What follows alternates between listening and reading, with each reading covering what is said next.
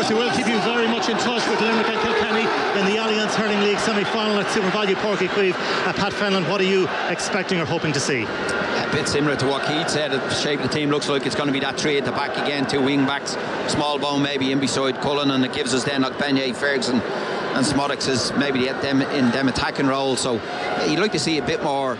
I'd like to see us get the ball up a little bit quicker to our forward players. I think that's where we've struggled a little bit. I've said it before, we've struggled to play through the thirds. If we can get our attacking players on the ball, we've got pace up there, we've got a goal scorer in Ferguson. I want to see us play away up the pitch at times. Well, it's a very cold, blustery evening at the Aviva Stadium. They were expecting a crowd of around about 38,000, so it looks a little shy at that at the moment, as the referee, who is from Norway, Rohit Sagi, waits to get the signal to blow the whistle to get this match underway. The Republic of Ireland taking on Belgium this week. Lee Carsey, who was believed to be the FEI's preferred candidate for the managerial post, confirmed that he wasn't going to be Ireland's next boss, and so we wait on a new manager to be appointed as Wout Thijs of Leicester City sends it forward.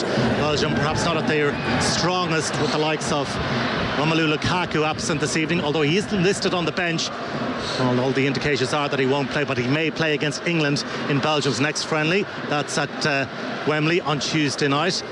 And obviously no Kevin De Bruyne as well. I would imagine, Keith, a lot of the crowd that bought tickets for this one were hoping to see the likes of Lukaku and Kevin De Bruyne. Yeah, obviously De Bruyne is a world-class talent. I'm sure Pep Guardiola will be thinking he wants to keep him in his back pocket for the Premiership title race. But there's some outstanding talent out there. Leandro Trossard, big fan of his. Openda as well, great player. Bakayoko can get you on the edge of your seat. So although they're missing probably their main two players with Lukaku and De Bruyne, still very dangerous, this Belgian team. Well, good work by Timmy Castagna down Belgium's right-hand side. Belgium wearing a wine-coloured jersey with black shorts and wine socks, as it's sent all the way back to the goalkeeper, Matt Sells of Nottingham Forest, who well, he only joined Nottingham Forest just a few weeks ago and has displaced Matt Turner as the number one goalkeeper at Nottingham Forest, having made that move from Strasbourg to Forest. And the likes of Jeremy Doku also on the bench this evening for Belgium, and it's Ireland with possession, with Nathan Collins deep inside his own half, takes a touch or two. Ireland operating with those three centre-backs. Omar Bamidele back in the starting 11, all the way back to Kevin Keller, and Keller is closed down by Openza. Here's Robbie Brady. Great to see Robbie Brady back in a green jersey once again. His last appearance for the Republic of Ireland was back in November of 2022 against Norway. And the ball goes out of play, but it'll be an Irish set piece inside their own half. Any early observations, Pat, on the Irish setup? Just looking at the team, obviously in Trossard, Seamus Coleman's going to have his hands full on that side of the pitch, as Trossard's really quick, so I don't see Seamus being as advanced maybe on that side of the pitch. A little bit more maybe advanced with Robbie Brady on the left hand side of the pitch, although Bakayoko can give him a problem there as well, so going to be important. I think we'll end up in a 5 a lot of the time in defending, but like I said, they've got real talent at the top end of the pitch and pace, which you've got to be careful of. Ball sent long, but Omar Bamidele will leave it for his goalkeeper, Kevin Keller, just to run through the Irish 11 as it appears on the team sheet. Kevin Keller, Seamus Coleman, Darragh O'Shea, Omar Bamidele, Josh Cullen, Will Smallbone, Evan Ferguson, Robbie Brady, Sammy Smodix. Big day for him, making his international debut. Chidozie Ogbene and Nathan Collins, as the ball is played out to Robbie Brady on this near side. Ireland's left-hand side plays it forward. Wout Thijs battling to win it back, but good work by Evan Ferguson getting involved, and now it's slipped through. Opportunity for Ogbene inside the area. Ogbene into the side netting. Well, I think Keith Treacy, you were suggesting the flag may have gone up eventually. Yeah, the flag goes up, but Chidozie Ogbene doesn't know that, and as he breaks into the 18-yard box, Seamus Coleman busts a gut for the ball just to be played across the 6-yard box. Chidozie fires it near post, hits the side netting, and he'd be thankful to see the linesman's flag go up, otherwise he'd have been getting an absolute earful from Seamus Coleman. But good encouraging signs early doors from this Irish team. Yeah, in the 4th minute, no goal so far, but a big opportunity early on for Ireland here. Yeah, certainly is the case. Back to the lads in just a couple of moments, heading towards half-time in the first of the Alliance Hurling League semi-finals. Kilkenny against Limerick at Super Value Porky Queeve. Back to Shane and Porrick. We're about to go into stoppage time here at the end of the first half. It's Kilkenny 3 goals and 6 points, Limerick 1 goal and 5 points. Limerick's scores have dried up and Kilkenny have certainly hit them for scores. TJ Reid got a brilliantly taken goal 29 minutes in, and then Killian Buckley soon after slotted over a point for the Cats. They're having to sub off David Blanchfield here. There's just going to be 1 minute of stoppage time, and Aaron Gallan is lining up a free for Limerick outside the 20-metre line, which will give them a clear deficit of 6 points in this game. It's a temporary change. It's Richie Reid coming on while they sort out Blanchfield, and now Aaron Gallan with a free, over it goes, so that's 3-6 to 1-6. Yeah, you know, it's just the nature of the breeze and the temperature here as well and everything. Gallan, not like him, he's missed 3 frees in the first half. But just go back to Kilkenny, 3 goals, they've actually had 3 other goal chances. They've had 6 goal chances, they've taken 3 of them. You know, I'm sure John Kiley's thinking, Dan Morrissey, Mike Casey, you know, Kyle Hayes, I'm going to need these guys back. I can't be leaking 3 goals in one half of hurling come championship. Limerick work it across the half-back line. Cathal O'Neill is onto the ball. There are some concerning clouds gathering overhead here in Páirc Uí Chaoimh, and fortunately a wet Páirc Uí Chaoimh can mean a wet commentator as well. Garrod Hegarty flighting the ball in towards Gallan, but Kilkenny are there first to the ball, and the half-time whistle sounds. So the half-time score here by the banks of the Lee in the hurling semi-final, it's Kilkenny 3 goals and 6 points, Limerick 1 goal and 6 points. Our thanks to Shane and to Pádraig there. It is into the 5th minute here at the Aviva Stadium. Just to let you know, our scheduled news at 6 o'clock will come at half-time in this soccer international friendly. The Republic of Ireland against Belgium just crossed into the 6 minutes. Let's rejoin Adrian. And it's a very sprightly start of the match from the Republic of Ireland. Josh Cullen has possession just inside the Irish half. Here's Smallbone off to Omabambatele. Nathan Collins available, but he directs it all the way back to Caoimhín Kelleher, who takes a touch and is closed down very smartly by Lois Openza. So he has to be careful because Openda was really galloping in with a real head of steam. Belgium managed by Domenico Tedesco. It's his 11th game in charge, unbeaten so far, 8 wins and 2 draws, but Ireland certainly giving Belgium, Pat, plenty to think about early on here. They have. The forward players have linked really well. Ferguson's been really heavily involved in the game, coming short, looking to bring one of the centre halves in tight room, and he's held the ball up well, knocked it back in, and Beignet in behind gives us that threat that we spoke about previously. But we have started the game really well. We've just seen a couple of times back to Kelleher, and they're willing to go and press him early, so you've got to be very, very bright and clever with the ball at his feet. Yeah, and it's a big evening, isn't it, for Sammy Smodic, Keith Treacy, because we were all talking about getting him captain. Here he is, wearing the number 15 jersey, wearing the green jersey of Ireland this evening. Yeah, really excited to see Sammy Smodic in an Ireland jersey. Obviously he was flirting for a long time with Hungary, but that seems to have died down. But he's out on the pitch now. 21 goals in the championship in a struggling Blackburn team. Done really, really well for them.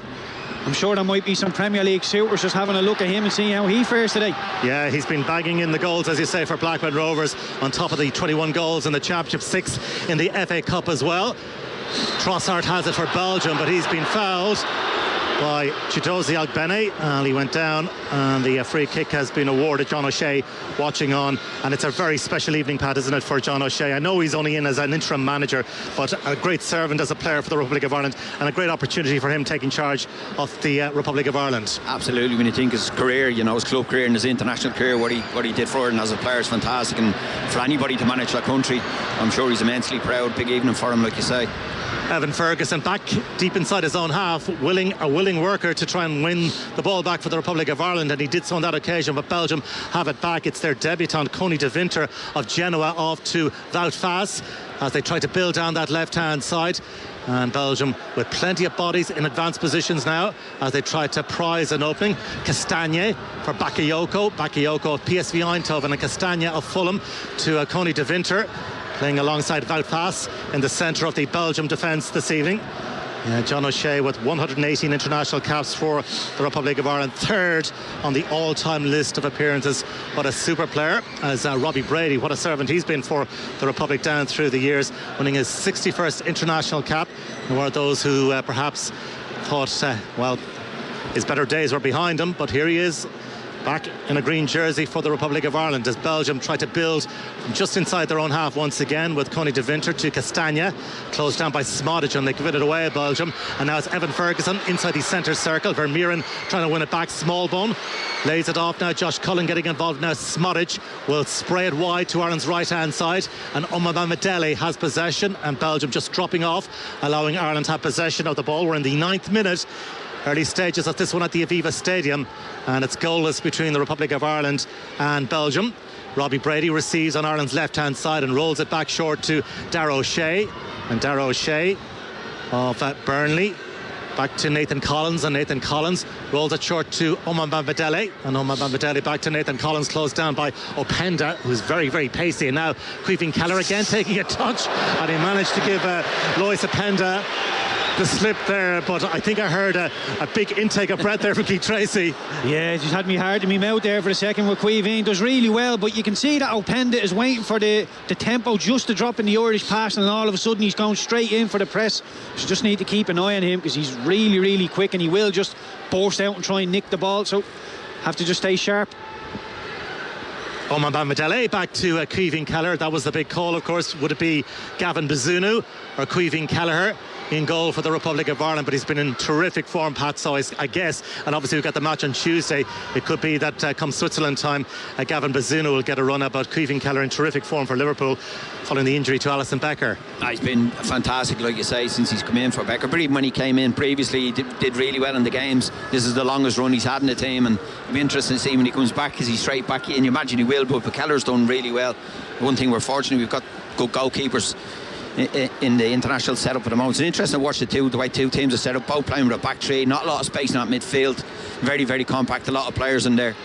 Deman has possession and he sends it forward now. Trossard on Belgium's left-hand side. He twists and turns. He gives Benny the slip, and the darting header is wide off the target from Yuri Tillemans, the skipper of Belgium. A darting header. You could see what he was trying to do, but he couldn't quite guide it goalwards, and it rolled harmlessly wide in the end. Yeah, should do a lot better there. Trossard does really well on just out on the left wing, gets the dancing shoes on, goes to the right foot, brings it back to the left foot, just puts it in the edge of the 6-yard box. There's Tielemans all alone, doesn't quite catch it. If he catches it like he should hit the back of the net, just glances off his forehead, but Ireland lucky there not to go one behind.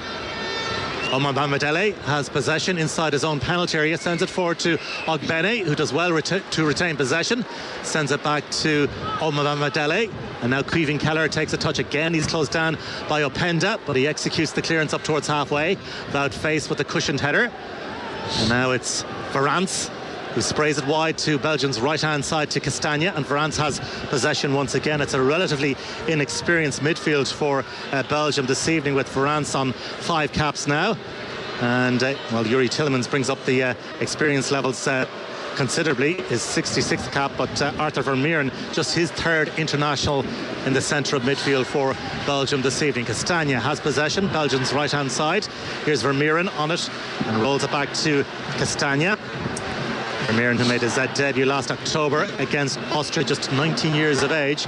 Here's Timothy Castagna, an FA Cup medalist and a winner with Leicester City back in 2021, alongside Yuri Tillemans, who scored a belter of a goal in that final against Chelsea.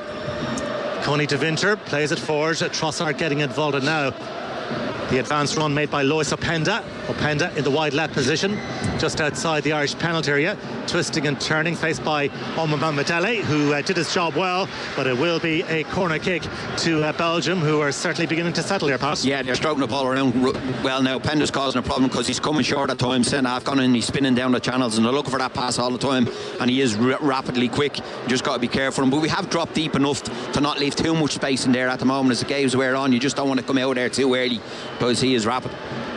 Just over 12 minutes played at the Aviva, no goals. Leandro Trossard of Arsenal, 7 goals in the Premier League this season for the Gunners, preparing to take the corner on Belgium's left-hand side. He goes short to Bakayoko, and Bakayoko towards the edge of the area, dinks it in. It's a dangerous ball, and it's headed away. Well defended by Darragh O'Shea, but Belgium have possession, and Ireland just pinned back deep inside their own half at the moment, as the visiting side, Domenico Tedesco's Belgium, tried to build up some momentum once again. Coney de Winter inside the centre circle. Castagna to his right, Wouthuis to his left. Off to the left-hand side to Trossard. Deman is in the outside left position at the moment as Trossard moves into a central position, being hustled and harried there by Chidozie Ogbene. Wouthuis just about 10 metres inside the Irish half. And now Yuri Tillemans sends it on to Oliver Deman. And Deman is winning just his 3rd international cap. Deman at left wing back for Belgium this evening. Plays his football in the Bundesliga with Werder Bremen. Here's Coney De Winter under pressure from the hard-working Evan Ferguson. And Ireland doing really well to win the ball back at the expense of Varane. And now Smallbone with a short pass to Robbie Brady, sends it down the line to Smodic, and Vermeeren tries to win it back, but a heavy touch from him means a throw into the Republic of Ireland just inside the Belgian half. Yeah, that press is brilliant from Ireland. You can see Belgium are having the lion's share of the ball, but they're going from left to right. Ireland aren't panicking, they're just shifting from left to right, and as soon as they see a chance to go, this time Smodic sets off the press, Robbie Brady backs them up, they force Belgium into mistake and win the ball back. Really, really good pressing, but to demand this for 90 minutes is a big, big ask. Omabamidele gets the return pass of Will Smallbone of Southampton back with Queeving Kelleher. All in sky blue this evening, the Liverpool goalkeeper who sends it long. Ooh, that's an awkward one. A very awkward foul because Coney De Winter was climbing high over Evan Ferguson, and I suspect Patty may have landed very, very awkwardly there. Yeah, it's one of them ones where Evan Ferguson's planted himself and he's looking to come up over him, but he's actually got his legs right up over onto his back, just watching, and he's flipped. His two knees are on his shoulders, and Evan Ferguson's shoulders just flipped right over and crashed onto the turf. And he's lucky boy because he gets his hands just down in time that he doesn't land on his head, so he's up off the ground. Thankfully he's okay, he should be all right, a little bit sore. Well, of course, we will keep you in touch with all the sport ongoing. Limerick and Kilkenny half-time at Super Value Porky Queeve, with Kilkenny leading by 3-6 to 1-6. And a little earlier in the Guinness Women's Six Nations, Ireland beaten by France in Le Mans by 38 points to 17. And in the URC, Ulster going down to the Sharks by 22 points to 12. Here's Varance off to Wout-Face as Belgium start to build once again down that left-hand side. Trossard in the wide left position at the moment, and certainly De Man has pushed very far forward for Belgium. Here's Openda on the turn, and he's immediately shut down by a very strong and firm challenge from Darragh O'Shea. And Openda, meanwhile, is down on the deck here, so that'll be another hold up in play. And John Cullen has just come across to this near side to get some instructions, but overall, your impressions so far, Pat?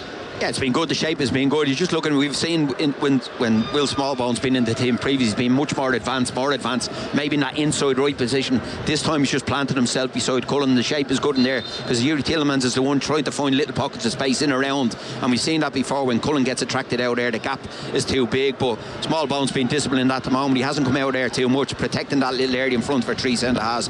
Shape has been good. We've pressed it when we've had to press it, because with Belgium, if you go at the wrong times, they've got quality to pick you off, and they've got real pace. De Man sending it back to his goalkeeper, and he almost sold him short there, because Evan Ferguson was nipping in to try and win possession back, but in the end it results in a goal kick to Belgium. But certainly Ireland have been well up for the contest so far. We're in the 17th minute, no goals so far. Republic of Ireland 0, Belgium 0. And it's almost 2 years to the day since the last meeting between the Republic of Ireland and Belgium, and that was also here at the Aviva Stadium. Pretty entertaining game in terms of goals. 2-2 it finished on that occasion, March 26th, 2022.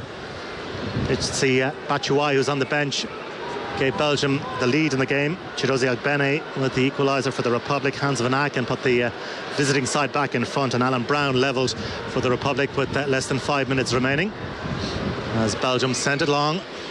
Ball bouncing awkwardly in front of Omabamidele, but he dealt with it. De Man sends it back to Wout-Face, and Wout-Face just shy of halfway rolls it short now to Varance in a stationary position, strokes it out to the left hand side to Leandro Trossard, and Trossard with the early ball looking for the run of Openda inside the area. Difficult angle, and watched all the way by the very vigilant Nathan Collins. And it will be a corner kick. Openda, so much pace, Keith. Yeah, it's an excellent ball from Trossard. He's on the halfway line, just plays it down the channel of Omabamidele. Collins has to come across and snuff out the danger, but Openda is so quick. He just 2 yards towards the ball, sucks Omabamidele in, then he spins in behind. Really quick, has to be looked after, Openda. So Belgium playing with a pretty strong breeze in the first half. Have this corner kick, which is flat towards the near post. Seamus Coleman with a defensive header away, only as far as Vermeeren. who rolls it back towards halfway. Castagna goes square now for Yuri Tielemans. A lot of space in front of the Aston Villa man, but he sends it out to the left-hand side. Trossard involved once again, and his attempted cross is blocked down by Seamus Coleman. Good work by the Irish skipper, but here's Bakayoko now for Belgium on the angle of the penalty area. Trossard available in the central position. Will Smallbone does well to win it back temporarily for Ireland, but the Belgians have it once again. Castagna floating it out to the right hand side. Seamus Coleman meets it with a firm Donegal header away and out of play. Throw in for Belgium taken quickly by Yuri Tielemans. And Belgium pressing forward once again. Wout Faes, who played against the Republic of Ireland at under 19 level back in 2017 and conceded the only goal of the game, an own goal. An Irish under-19 side that included Keevin Kelleher and a certain Mr. Declan Rice at the time, as Darragh O'Shea tidies up for Ireland up towards halfway. Connie de Winter does well to nurse the ball into the path of Castagna and all the way back to Matt Sells. And Sells, who is winning just his 7th international cap. Of course, no Thibaut Courtois in the Belgium squad for this double assignment against the Republic of Ireland here at the Aviva Stadium this evening, and also, of course, against England on Tuesday. And he's having something of a rift at the moment with the manager, but he's also been ruled out, the Real Madrid goalkeeper, through injury. Ireland have possession halfway inside the Belgium half, with Brady goes short now to Smallbone, and Smallbone back to Nathan Collins. First time on for Omama Madele. Coleman available, so too is Chidozie Ogbene. Ireland's right hand side, about 15 metres inside the Belgium half, and Ireland happy, Keith, to just retain possession at the moment. Yeah, just there was a little bit of pressure building from the Belgian. That's a good ball into Smodic coming in off the line. And here he goes, Smodic trying to slip it through, looking for Evan Ferguson, but Wout Faes very strong. Yeah, you can see the triggers as soon as the ball goes into Smodic. He comes in off the left wing. Robbie Brady realises he has to give us the width. He sets off on his bike, tries to play the little ball down the slide rule ball into Ferguson. I think the more we get the ball into Ferguson, I think Wout Faes has a little mistake in him. I think if we hassle him, we can get some rewards, but we need to get the ball into Ferguson's feet. Good work by Darragh O'Shea to work the ball down the line. Ireland were appealing that the ball again out of play, but Connie de Winter has it for the visiting side. Belgium goes short to Wout Faes, and Faes, unchallenged, heads up towards halfway and offloads now to Astor Verans of Wolfsburg, who made his debut just last year. Players had a loan spell as well at AC Milan, so high quality, the Wolfsburg midfielder. Wout Faes, who's certainly seen plenty of the ball so far, nudges it back now to Connie de Winter. And Faes on it once again. On halfway, Ireland content to allow Belgium have possession. Trossard in the wide left position, about 20 metres inside the Irish half, and now Deman in a very tight situation trying to pick out Yuri Tielemans. Ireland managed to win it back, and that's a lovely ball over the top. Benny will do his level best to keep it in play, but it just drifted out. So in the 22nd minute, still scoreless here, Pat, but Ireland well in the match. Yeah, it was good play there because we were patient and we had to press the ball. We did go and press, and what was interesting is once we won it back, we didn't look to turn and retain it, and we popped it over. They were high up. We popped it over for that threat from a Beignet. Just ran out. Maybe the wind took on the far side of the pitch, out for the throw in against him. But good play from Ireland. Very disciplined at the moment. People will be looking and thinking, you could go and press me about higher. But the shape has been really good. We're shepherding them into areas. When we're pressing, we're shepherding them into certain areas, into the middle of the pitch, and then we're closing the door. We're not just, aimlessly running all over the pitch like Chris Packett's in the wind. It's been good, sensible pressing, and it's working quite well. Yeah, quite a breezy evening, so plenty of Chris Packets floating around. There already. There are. As Belgium go forward once again, but cut out by Nathan Collins. Seamus Coleman is there to tidy up. Bit of a heavy touch that almost afforded Belgium possession of the ball, but they have it now, the visiting side, with Trossard. Here's now Bakayoko on it, on the edge of the area. Bakayoko shaping this way and that, back to Vermeeren. And now Verans, and Verans with Deman in the wide left position. Ogbene back defending at the moment, as the visiting side try to threaten once again with Vermeeren, and Vermeeren about 30 metres out from goal, forced away from goal, sends it back to de Winter, and de Winter on his international debut lays it short to Wout Faes, and Faes back to de Winter. Belgium being forced back here by the Irish squeeze as Bakayoko goes to ground under the challenge of Josh Cullen, and that results in a free kick just inside the Irish half for Belgium. Yeah, possibly a bit unlucky there. Josh Cullen might have just got a toe on that ball. Bakayoko looked like he might have just been bursting away from the tackle. It was a good foul, to be fair, because he was away. He played a little 1-2 and he was gone. He had a stead in his feet, so Castagna just inside the Belgium half forward to Bakayoko. Robbie Brady doing so well to apply the pressure on Bakayoko. And the PSV player managed to offload to Castagna. Now it's back with Matt Sells, and Sells takes a touch or two and rolls it short to Coney De Winter. And De Winter off at Genoa. He was at Juventus. It's a very comfortable player in possession of the ball. Here's Wout Faes, who sweeps it on, looking for Daman, who was on full alert there, and he stretched and he diverted the ball into the path of Chidozie Agbene. Ireland building now with Seamus Coleman. Right hand side, Ireland attacking the Havelock Square end of the ground in the first half. Back with Oman Bambadele, and all the way back inside the centre circle to Nathan Collins, under pressure from Openda, forced to send it back to Caoimhín Kelleher. Now Darragh O'Shea picks it up for Ireland, rolls it into a central position for Josh Cullen. Vermeuren with a challenge, but the referee whistles up, and it's a free kick awarded to the Republic of Ireland. Yeah, good play there. Darragh O'Shea just fizzes one into Josh Cullen, has to take it on the back foot. Feels the pressure coming in from behind, wins the free kick. You see, we had a chance just to drop the ball into the 18-yard box there, but we haven't had a foot on the ball for a minute, so I think we just decided, listen, let's try and get a little breather here, keep the ball for a minute or so. Sami Smodic has been fouled. Free kick to the Republic of Ireland, just on halfway. Just a few moments ago, the cameras inside the Aviva Stadium picked out Brian Kerr, who of course is part of John O'Shea's management setup. He's part of the setup as a technical advisor. What do you think, Pat, he brings to the party? Oh, wealth of experience, isn't his knowledge of the game, and his experience at this level, international level of football in general, just his knowledge, particularly with someone like John, who's new to management coaching. I know it's only an interim role, but to have that in the background, to be able to go and seek a bit of advice, is a big help. Well, Chidozie Agbene hit the deck there. Daman with the challenge, and he was trying to put in the recovery challenge. Oliver Daman, as Chidozie Agbene was making yardage down Ireland's right hand side. It is going to be a free kick to the Republic of Ireland. Daman, the guilty party. So Ireland with a free kick. It's about 20 metres inside the Belgium half, on the right hand side, about a metre in from the sideline, so they'll try and swing it in. Belgium with a very high line. Robbie Brady is over the dead ball, and so too is Will Smallbone. Ireland looking for the breakthrough at the Aviva Stadium, and Smallbone will leave it for Robbie Brady to float it in, and he hangs it up towards the edge of the area. Nathan Collins attacks it. Strong appeals for handball.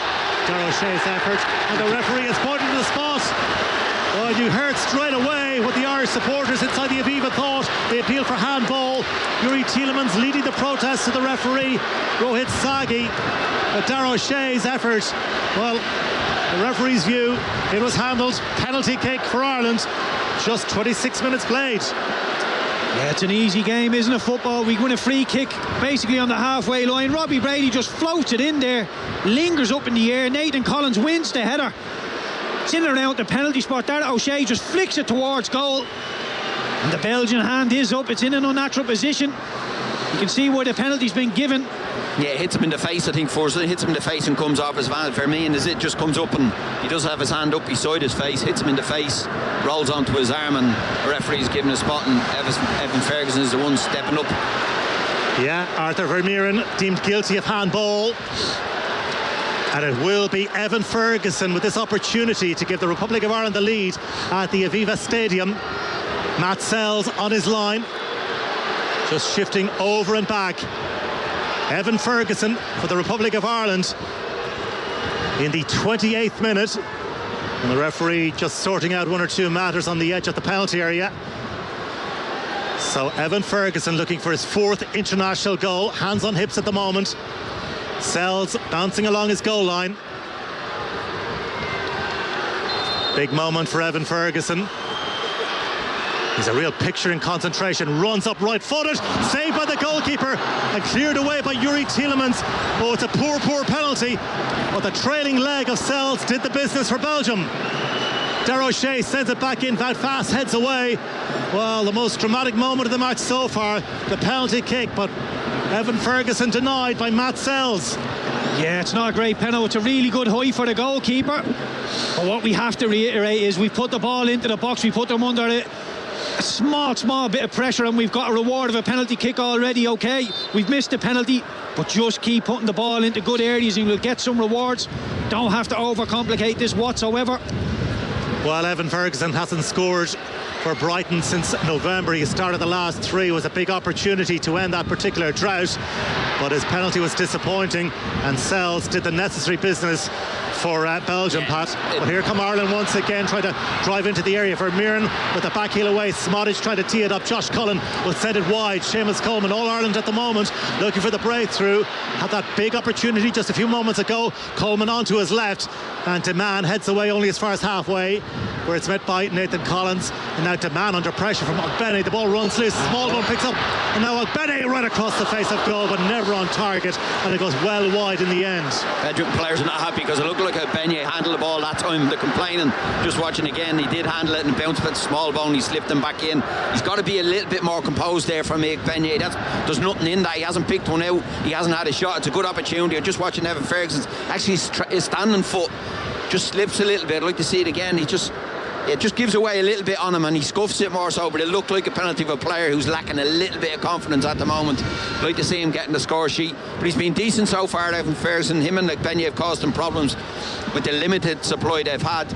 But Ireland just got to keep going now. Like, the shape has been good. Press the ball when we've needed it and when we've had it, and won it back and create a couple of chances. Kilkenny leading Limerick 3-7 to 1-9 in the hurling semi-final at Páirc Uí Chaoimh. As the referee sounds his whistle, still scoreless here at the Aviva Stadium. Republic of Ireland 0, Belgium 0. As we nudge towards the half-hour mark, referee Rohit Sagi just having a word with Sami Smodic. Castagna sends the resulting free kick square to Connie De Winter, and De Winter, the young 21-year-old, lays it off, and now Bakayoko in pursuit, but that's a poor ball. But Ireland spurring that great opportunity to go in front here at the Aviva Stadium. Now Darragh O'Shea with a rather hurried clearance hoists the ball out of play, so throw into Belgium just inside the Irish half, taken by Castagna. Gets the return of Vermeeren, the man who was deemed to be guilty of the handball. Loose there from Varance means Ireland have possession back with Ogbene, forward by Darragh O'Shea, laid off by Josh Cullen. And now Robbie Brady will just dink it forward, inviting the run of Chidozie Ogbene, and De Winter sees it back to Matt Sells. And you've got to give the goalkeeper credit. He kept the penalty out, and that's what it's all about. And now Varance, and helped on by Vermeeren up towards halfway, where it's met by Darragh O'Shea, closed down by Bakayoko. Omobamidele is there to take charge for Ireland, forward by Robbie Brady. Evan Ferguson on the turn, and still Evan Ferguson. Well, he tried to just squeeze through Varance and Castagna, and no way through in the end, and Belgium had possession back well inside their own half. Varane sending it forward now to Bakayoko, under real pressure there from Darragh O'Shea, and does really well in a tight situation. Bakayoko, not sure how he came away with it. Tielemans feeds it wide now to Deman, face available, but instead it's Yuri Tielemans through the middle, about 15 metres inside the Irish half, and now Vermeeren on the stretch. Smodic getting goal side as well initially to get a touch to it. Bakayoko trying to clip it through for the clever run of Yuri Tielemans. But Belgium retaining possession now. Well, they had that big scare with the penalty. Nathan Collins now just trying to marshal his defence in front of him as Wout Faes advances halfway inside the Irish half. Central position, rolled it short now to Bakayoko, works it onto his left. Bakayoko with the shot, and well over the top. Yeah, Bakayoko floating in off that right wing. He always wants to hit it. Tielemans just floating in off the back of Josh Cullen as well. Holes just starting to appear. I think John O'Shea will be happy the opening half an hour or so, giving up very few chances, haven't messed around with the ball. And as we say, we've had a couple of penalty chance. Benny done well going in behind as well. We are competitive. Kelleher with the restart, straight to Connie De Winter, and now Nathan Collins for Ireland. And we had the option to get the ball under control, but instead sent it forward. Here's Omobamidele, and now Seamus Coleman, faced by Trossard, sends it back to Omobamidele, and Josh Cullen did really well in a tight situation to free the ball out to Ireland's right hand side to Seamus Coleman. Just managed to trickle the ball down the line towards Ogbene, but Belgium very snappily win possession back, and Trossard just inside his own half to Connie De Winter. Castagna available to his right hand side, and Belgium, well, they've just regained their footing after coughing up that penalty kick, which was spurned by the Republic of Ireland. Evan Ferguson's attempt saved by Matt Sells. It was a rather scuffed penalty, but Sells did what was required for Belgium. Here's Bakayoko off in pursuit, but well won by Darragh O'Shea. Ball just about stayed in play, sent forward but only as far as Connie de Winter. Now Varane, last touch came off Josh Cullen, and it'll be a throw in to Belgium just inside the Irish half. Yeah, you can see when Darragh O'Shea does really well, Bakayoko's trying to run off the back of him, but he reads it, picks up the ball. Evan Ferguson tries to run in behind and give us that little bit of penetration. Darragh O'Shea plays it into feet, just not on the same wavelength there. Openda just inside the Irish half, Lois Openda, and in the end Belgium sent it all the way back to their goalkeeper Matt Sells. So just over 11 minutes to go to half time. Damien, still stalemate. Thanks. Yeah, thank you very much for now to the lads. We'll be back in just a moment. Seamus Powers on course for his third round at the Valspar Championship. Level par for the round with 4 holes played, 5 under for the tournament. Currently in a tie for 9th place. The lead there is at 7 under. Early stages of the second half down in Cork. The first of the Alliance Hurling League semi-finals. Kilkenny against Limerick. Much to update in the opening 10 minutes or so of the second half as we rejoin Shane McGrath and Porrick Lodge. Yes, Kilkenny's lead is now down to 4 points. It's Kilkenny 3 goals and 9 points. Limerick 1 goal and 11 points. But Kilkenny are a man down here. They had a player sent off just 3 minutes after the second half began. A second yellow card shown to forward Owen Cody meant his evening was over. TJ Reid has been doing the scoring for Kilkenny in this second half, while Garrod Hegarty, Peter Casey and David Reedy and Donnacha O'Dowling have been on target for the All-Ireland champions. Yeah, 3 points Kilkenny, 3 frees, and TJ's after winning the free there. James Owen saying the Limerick boys just swarmed in around TJ. Limerick have got 5 points second half, all from play. They're moving the ball well, but Kilkenny are keeping the fight to them. Without Owen Cody, he got sent off around minute 36. It was 1-7 to 3-6 at the time. So Kilkenny again, they're using the ball well. They're not just lumping it in on top of the sweeper, and this is a chance for TJ to push it out to, it would be, taking back to a 5-point lead again, Porrick. The sunshine is out here in Cork. The wind has died down a little bit. So at 48 minutes gone in the Alliance Hurling League semi-final, it's Kilkenny 3 goals and 9 points. Limerick 1 goal and 11 points. Thank you very much, lads. Just a reminder again, the 6 o'clock news will be at half time in this soccer international. 36 minutes play between the Republic of Ireland and Belgium as we rejoin Pat Keaton. Adrian. Well, here come Belgium now with Yuri Tielemans slipping it through for Openda on the edge of the area. Lois Openda trying to tee it up for himself, but rather caught in 2 minds, and eventually the ball just drifted away.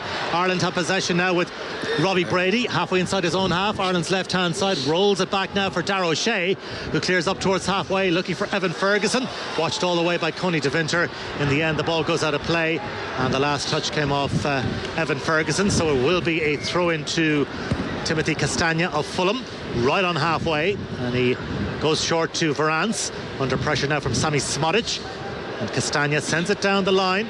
Josh Cullen hits the deck, and a free kick results for the Republic of Ireland. 36 minutes played, still scoreless.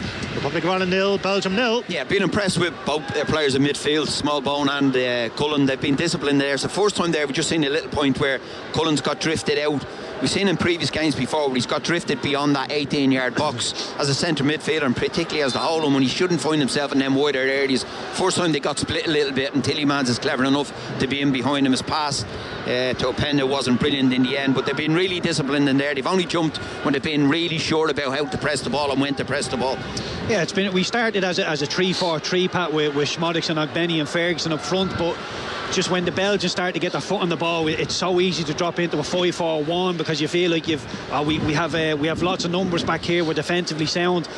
We need to be really brave all the time and keep Smodic and Ogbeni up with Ferguson so we can hurt the Belgians when we do win the ball. I agree. I think on that one Smodic is probably the one that can drift back a little bit deeper, but I agree you need to keep up, because what he gives you is, if you're pinned in a little bit, he gives you that little bit of pace in behind to get you higher up the pitch. Here's Trossard firing it forward looking for Openda. It was a terrific through ball looking for Openda. It almost came out for Belgium, but not quite, and it ran through in the end to Caoimhín Kelleher, and the Republic of Ireland have possession back now halfway inside their own half with Josh Cullen off to Omabama Adele, Ireland's right-hand side forward to Ogbene, has support on Ireland's right from Seamus Coleman, sends it down the line, inviting the pacey run of Ogbene, and it looked like he was surely checked by that pass, but the referee judges he was just being strong defensively. It's really good defending, because he knows he's not catching him if he gets by him. He just gets across him, gets his arm up across his chest and says, you're not going anywhere near. That's the first time you've really seen a counter-attack in the game, where the pitch opened up on us and they were able to pick off a pass. Trossard looking, play a Pena down the middle, he's looking, just overhit the pass a little bit,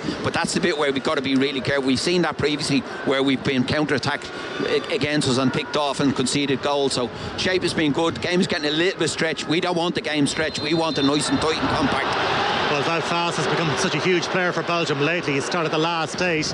Manager clearly has faith in him. Jan Vertonghen, the vastly experienced Jan Vertonghen, once of Spurs, is on the bench. Here's Bakayoko taking on Robbie Brady, right-hand side for Belgium as they attack. And Bakayoko has managed to draw the corner kick. Yeah, it was good. Robbie Brady doesn't dive in, just stays up. Bakayoko, full of tricks. Darragh O'Shea realises that comes out. They double up on him. He managed to get it behind for the corner kick, but these are big moments in the game. We've been really competitive. The last thing we want to do is concede from a set piece coming into half time. And it's Bakayoko who has 6 goals in the Eredivisie for PSV Eindhoven so far this season to take the corner. Trossard is available if he decides to go short. He sends it long and deep and way too deep, and the breeze carries it behind in the end for a Republic of Ireland goal kick. Yeah, it looks like it's kicking up as well. That one ball's just taken away right to the back post, and you see it when it lands even on the bounce, it's blown behind the goal for a kick out. But like I said, the game has been a brilliant game to watch, but tactically, if you're watching, our shape has been really good. Like I said, it's the first time probably in the game we've seen a lot of our players running back towards our own goal, where the shape has been good behind the ball when Belgium have been in possession.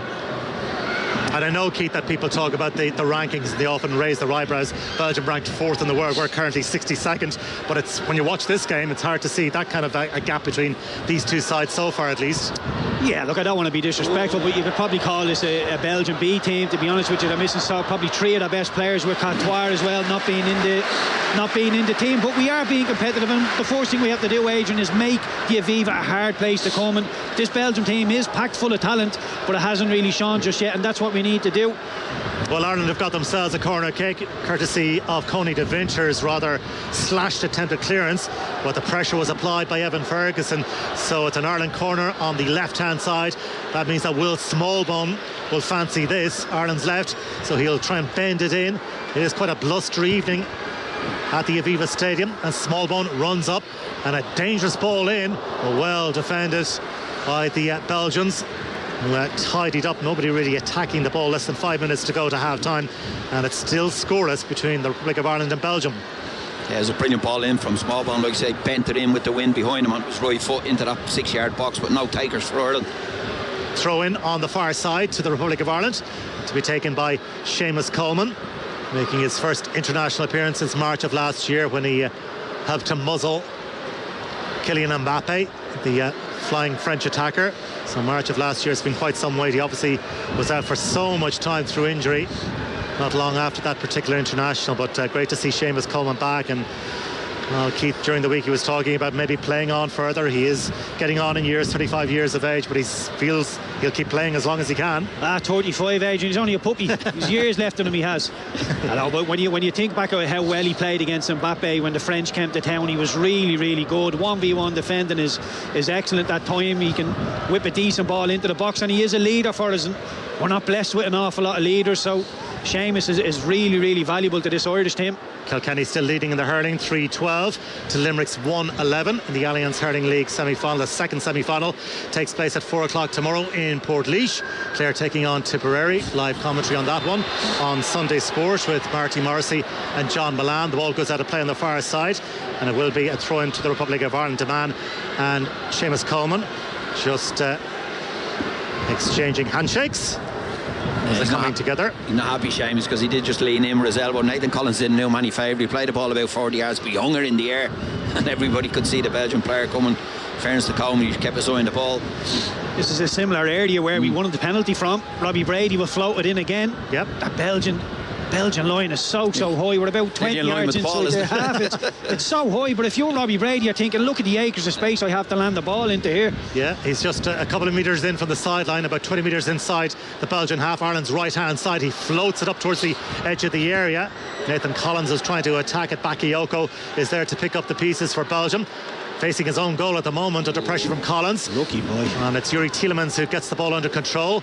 About 20 metres outside his own penalty area, and he does really well in a very tight situation to pick out Wout Faes, who strides up towards halfway, sends it wide now for Trossard, Belgium's left-hand side. Trossard to take on Seamus Coleman, and Coleman doing well to apply the pressure, and Trossard really feeling the heat there from Seamus Coleman, but he gets it back to Deman.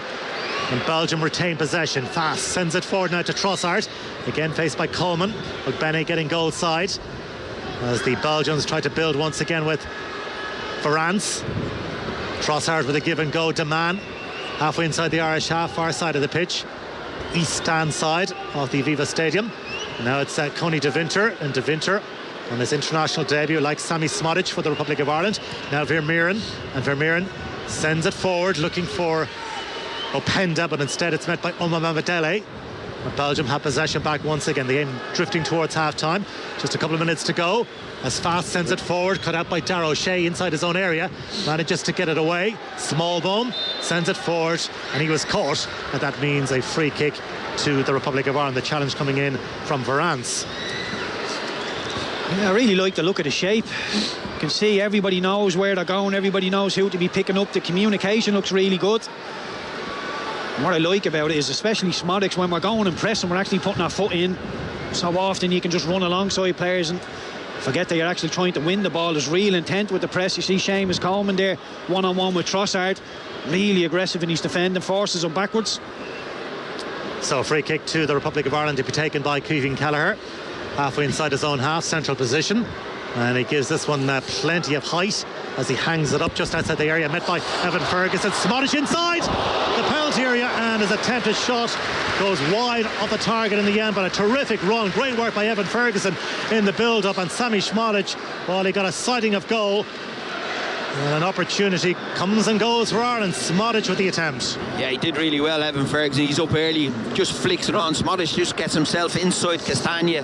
Poor defending because he lets him on the inside of him, and he just gets too much on it, trying to lift it over the goalkeeper. Very tight angle, close to the goal as well. But great header from Ferguson. Good anticipation from Smodic. Gets beyond the striker, just can't lift it over the keeper and keep it down, and goes over the bar. So 1 minute of additional time to be played at the end of the opening half here, but that was a big opportunity for Sammy Smodic. The angle was perhaps a little difficult, but he met it on the half volley and ballooned it well off target in the end. Here's Bakayoko towards the corner flag, but well defended by Robbie Brady, but corner kick is the decision, and you can hear what some of the fans inside the Aviva Stadium think of that decision by the referee's assistant on this near side. By the way, the fourth official this afternoon at the Aviva Stadium is Rob Harvey. So last few seconds of the first half, and Belgium have themselves another corner. Yeah, John O'Shea won't be happy if this ends up in the back of the net, because it did seem like Robbie Brady came in and played the ball off Bakayoko. A bit of defending to do here now. And it's Bakayoko to deliver the corner towards the near post, but firmly headed away by Robbie Brady. Tielemans to pick up the pieces for Belgium to Bakayoko. Bakayoko trying to get away from Josh Cullen, slips it forward, and now Varane with the cross. Ooh. Well, that was Caoimhín Kelleher, not the most convincing of handling there in the part of the court man, but he managed to touch the ball. So at half-time, it's all square Ireland with all the chances, you'd have to say, in the first half. And of course, the big one, the penalty that came and went. Evan Ferguson denied from the penalty spot by Matt Sells, the Nottingham Forest goalkeeper. Sammy Smodic also with a big chance. Ogbene has also looked lively. He had a sighting a goal, but at the interval it's scoreless. It's Republic of Ireland 0, Belgium 0. Thank you very much to Adrian, to Pat and to Keith. Before I let you go, Keith, job well done for the first half.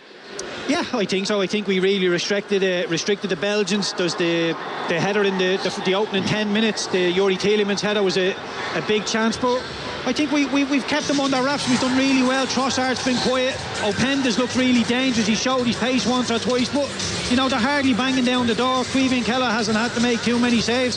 Really enjoying the press. We look dangerous.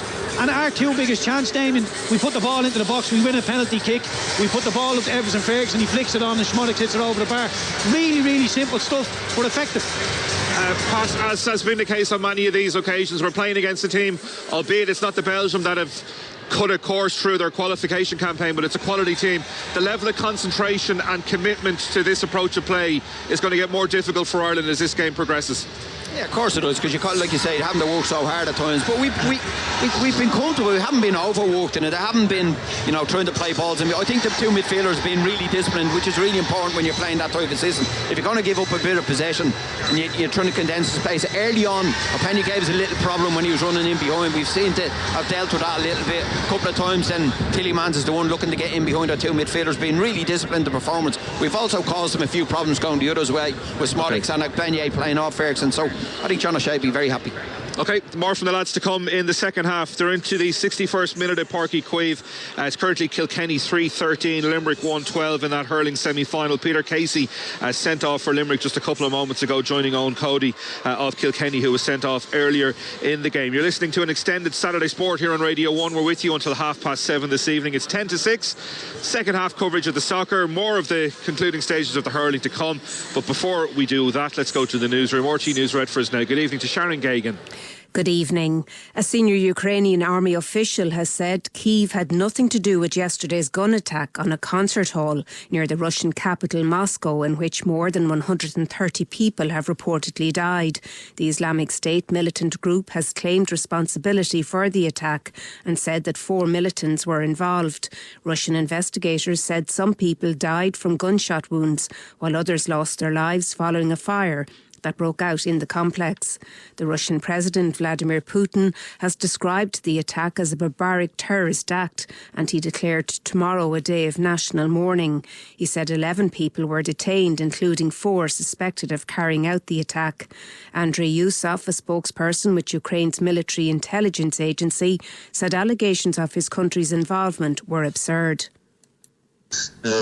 Ukraine has clearly stated that it has nothing at all to do with this terrorist attack. And moreover, everything shows that Putin's regime was interested in these events. If we talk about the information that those who carried out this terrorist attack were supposedly moving towards the Ukrainian-Russian border, that looks absolutely absurd, because the Russian regions bordering Ukraine are today full of military and special services. The incoming leader of Fine Gael, Simon Harris, has been engaging with members of his parliamentary party on the eve of confirmation of his succeeding Leo Varadkar. It's understood that he will not be making any final decisions on Fine Gael cabinet appointments until the Dáil returns on the 9th of April. However, it's known that the Minister for Social Protection, Heather Humphreys, will become the party's deputy leader in the shake-up. The Labour leader Ivana Bacik has told delegates at the party's annual conference in Dublin that housing was the civil rights issue of the current generation. Members have been setting out the party's policies in the run-up to the local and European elections in June. Fiachra O'Ciona reports. In an early contribution to Labour's annual conference this weekend, party leader Ivana Bacik focused her attention on the housing crisis, criticising government for what she says was its shameful record. Deputy Bacik said Ireland's homelessness, rental and housing markets difficulties must be addressed. The Labour leader said more than 4,000 children are currently homeless and said the crisis is a civil rights issue of our generation. Housing has been at the forefront of Labour's annual conference at the Helix Centre in DCU this weekend, with climate action, transport and immigration rights also prioritised. Deputy Bacik is likely to address the issues during her keynote speech tonight, which will be carried on RTE1 and the RTE News channel at 6:30 this evening. Thousands of people took to the streets of Dublin city centre this afternoon to call for an immediate ceasefire in Gaza and the expulsion of the Israeli ambassador to Ireland. Representatives of political parties, trade unions and civil society groups were among those who supported the national demonstration for Palestine. And that's all from the newsroom for now. Saturday Sport on RTE Radio 1. Travelling to Britain? Go with Irish Ferries. Swap packing teeny tiny toiletries for all you can take in the car. Choose to cruise or speed across. You'll be speaking our language in no time. Happy Crambutin. For a more seasygoing way to travel, choose Irish Ferries. Get on board, you'll understand. Book the sailing you want right now on irishferries.com. Irish Ferries. See travel differently. M&S has a hot cross bun for everyone this Easter. For the traditionalists, they have luxury fruited hot cross buns. For the chocoholics, there's the extremely chocolatey hot cross buns. For the cheeseheads, extremely cheesy hot cross buns. And for those who need no invitation to indulge, the new extremely caramelly hot cross buns. And they're all two for €4.50. And for those who don't like hot cross buns, try a crumpet or something. These are not just hot cross buns. These are M&S hot cross buns. Selected stores subject to availability. T's and C's apply. It's colourless, it's odorless, it's hard to detect. So carbon monoxide deserves your respect. It'll kill you stone dead in just 3 minutes flat. And if you don't believe me, ask me dear Uncle Pat. Taking you.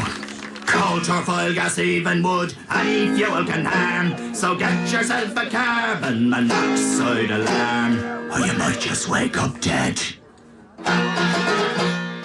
RTE Radio 1.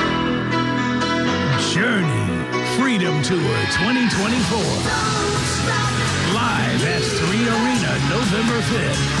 With very special guests, Cheap Trick.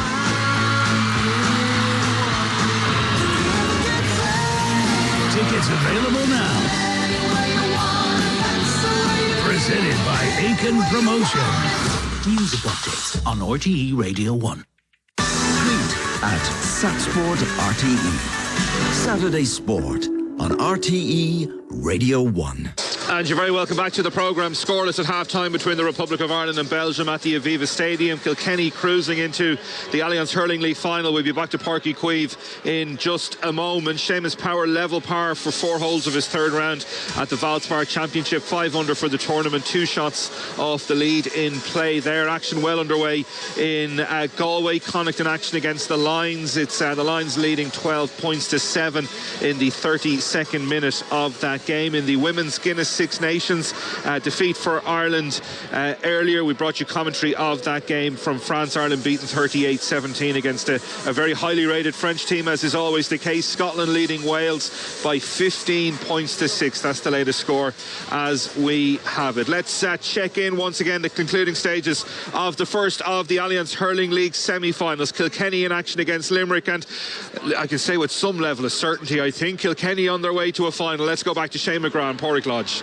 Yeah, that's the way it's shaping up for sure. It looks like Limerick are relinquishing their National League title. It's Kilkenny 3 goals and 16 points. Limerick 1 goal and 13 points. We have 2 minutes plus stoppage time left to be played, and there probably will be a nice bit of stoppage time as well, because there have been quite a few substitutions made in this second half, and we are playing 14 aside as well. Owen Cody, as we told you earlier, dismissed in a second yellow card for Kilkenny early in the second half, and then Peter Casey was sent off in a straight red, the Limerick forward. And as things stand, and as if this game goes along expected lines and Kilkenny see it out, that would rule Peter Casey out of the opening round of the Munster Hurling Championship when Limerick travel to Ennis to take on Clare. Yeah, and a deserved red card for Peter Casey. Just a moment of madness from him. Himself and Deegan were just kind of edging at each other. He drew back the hurl, he struck. It was a straight red. And to be fair to James Owens, Owen Cody's, while it was a second yellow, he just chopped down on Decky Hannon as he's coming out. He was in disbelief, but looking back in the replays here, there were two deserved sending-offs, albeit that Owen Cody will hardly feel a bit hard done by, but by the letter of the law, it was a sending-off, Páirc. So 9 points the difference between the teams at the moment. Limerick have an opportunity with Tom Morrissey to get a score on the board as we push towards full time. A 40-metre free from the Ahan clubman, and that's gone all the way over the bar, so it makes it 3 goals and 16 points to 1 goal and 14 points. 69 minutes gone on the clock, and there's been a lot of changes made on both teams. TJ Reid and Aaron Gallan amongst the big names who have been subbed off by their management teams. And the league final a fortnight away, so that looks like Derek Ling will be bringing his Kilkenny team through to the final, where they will face Munster opposition. The ball is back out in play, and Cathal O'Neill has it for Limerick, close to his own goal, gives the ball back behind him to Barry Nash. Nash spots Nicky Quaid issuing out instructions, and across the 45 they work the ball, but it's a performance of real authority from Kilkenny, although history has taught us not to read too much into the results of league semi-finals. Tom Morrissey has it now for Limerick. It's a loose enough pass from Tom, and it's breaking over towards the near sideline. As we watch the action illuminated by the floodlights, and onto the ball now for Kilkenny is Richie Reid. Richie playing it back to Paddy Deegan, who had a brief spell off for injury treatment. Paddy sends the ball out to the wing. It looks like the Limerick man will be first to it. That's Aaron Costello, and Costello plays it back past the full back line, and we're going to have 4 minutes of stoppage time here. Yeah, it's real kind of challenge match feel for the last 10 minutes, to be honest, Park. You see the calibre of player that have been taken off, and the atmosphere, everything has kind of died down. Some of the shot selection, even that shot there that was taken by David Reedy. You know, both managers are trying to empty the bench now, trying to get lads on, get them a bit of game time. It's been a weird second half for Limerick. I mean, like, we normally look at their half forward line with Garrod Hegarty and Tom Morrissey, and Adam English was there, but he was taken off half time. We're normally looking at them getting 7, 8, 9 points. Like, they only scored 1 point from play today. Like, it's interesting that Cathal O'Neill scored more from play than the entire Limerick half forward line. But that's credit to Kilkenny. They've worked really hard. They've picked up maybe, I think, is it 1, 2, 3, 4, 5 yellow cards. They brought a physical battle here. There's been a couple of lads sent off, but look, league or no league, you know, they've came here, they've done their bit today. They'll be in a league final, and Derek Ling will be delighted, and something to build on for later in the year as well with them. The latest change for the Cats is that Kevin Blanchfield is on and Cian Kenny has been subbed off. The ball right now being worked down the left wing and gathered up there by Seamus Flanagan. Seamus on a few minutes ago as a Limerick sub, when they're not making much progress in field with the ball. It's appeared from a long way out that Limerick are just content with their lot this evening to just draw a line under their league campaign and get set for their championship campaign, where they'll be going for the 5 in a row. Yeah, look, you know, I mean, it's very hard to step away from the chat of the 5 in a row. I think they're a kind of a group that they're mature enough to deal with that as well. This, you know, they won't worry too much about this. What would be a worry maybe, Park, right, and for other teams to look at, is that Kilkenny, I just keeping a tally of them, had 9 goal chances today. Now they scored 3 of them. Nicky Quaid made 3 top class saves. You know, they really nailed the free there, but 9 goal chances. You think about maybe Dan Morrissey not being here, Mike Casey, Kyle Hayes. I'm sure that's something that wherever they are, if they're going away for a few days to do a bit of training, that's probably something that John Kiley will look at going forward. That's Reedy's score, makes it 3-16 to 1-15. The game fizzling out. We're halfway through the 4 minutes of stoppage time. There is a football game, a dead rubber football match at 7 o'clock between Cork and Armagh. We are expecting a mass exodus of spectators once the hurling finishes. It'll be just the core support will watch the football. This ball is dropping into the Kilkenny goal, where it's caught by the goalkeeper Owen Murphy, and he immediately pucks the ball out to the cornerback Shane Murphy, and Murphy manoeuvring outfield with the ball. And the Cats, to their credit, through the years have always been fully committed to the league, and they'll have a chance to win silverware in a fortnight's time as they seek another score now with Martin Keoghan outside the 45. The rain is coming into Páirc Uí Chaoimh, just to warn you, and as we get the cover in the box, it's sent over now by Martin Keoghan. It's 3-17 to 1-15. That's a super score out here by underneath us, our sideline. Very, very strong breeze blowing into him. Rain starting to fall. It won't be good for anybody who's staying on for the football, but you know, Kilkenny have been, you know, they've really have worked really, really hard today, and they've ground out a result. The ball in towards Seamus Flanagan, the ball knocked away from him, and Kilkenny come again. Thankfully we brought the refuse sacks with us to cover up the broadcasting gear as the rain arrives in, and Kilkenny go flying down the far wing with Adrian Mullen. Mullen takes a shot from 65 metres out that Nicky Quaid is watching, dropping short, and he comes out to meet the ball, and past his own 13-metre line he gives the ball infield to Barry Nash, and we're going into the last 30 seconds of the game. Yeah, look, the breeze so strong. Adrian Mullen standing at 65, it drops short nearly at the 14. It just sticks into the breeze, the rain falling here as well. I'd love to know if someone could keep stats on Billy Drennan. Has he hit a wide since he started inter-county senior hurling? Because he's come on, he's nailed 2 frees and scored a point from play. He's one of the most accurate lads out there at the moment, and still very, very young. And obviously he came on for, you know, one of the greats in the form of TJ. Like, Kilkenny build it out from the back with Paddy Deegan. Tom Morrissey arrives in just to halt their progress. We have the sunshine and the rain in Páirc Uí Chaoimh, a simultaneous weather pattern. We've hit the 4 minutes of stoppage time. The referee thought he was about to blow the full-time whistle, but he's given a free out to Limerick, and that'll be the last act of this game. So they have a free out to Kilkenny, and it's between their own 45 and 65, and the ball is now gathered, and that's it. Limerick's reign as champions is over. Kilkenny through to the Alliance League final, beating Limerick by 3-17 to 1-15. Thank you very much to Shane McGrath and to Pádraig Lodge. So Kilkenny advanced coverage of the second semi-final between Tip and Clare to come on Sunday Sport tomorrow afternoon. Earlier in the Division 2A semi-final, Laois 124 down 13 points, a result in 2B. Donegal beaten by Tyrone 5-9 to 3-14, a 1-point win for Tyrone there. In Division 3A, Sligo 22 points, Cavan 114 at Markievicz Park. And in the 3B semi-final, it finished Warwickshire 116, Longford 112. Just to look at the Valspar Championship, Seamus Power still level par with 5 holes of his round played, 5 under for the tournament, 2 shots off the lead in the early stages there. Heading towards half-time in Galway, Connacht still trailing the lines by 12 points to 7. They're just entering the 39th minute there. So we have a couple of changes to update you on from a Belgian perspective. It looks like Ireland are as you are at half-time. Second half coverage of the Republic of Ireland against Belgium comes in the company of Pat Fenlon, Keith Treacy and Adrian Eames. Good man, Damien. Yeah, we're all set for the second half. 3 changes made by Domenico Tedesco, the Belgian manager, for the second half.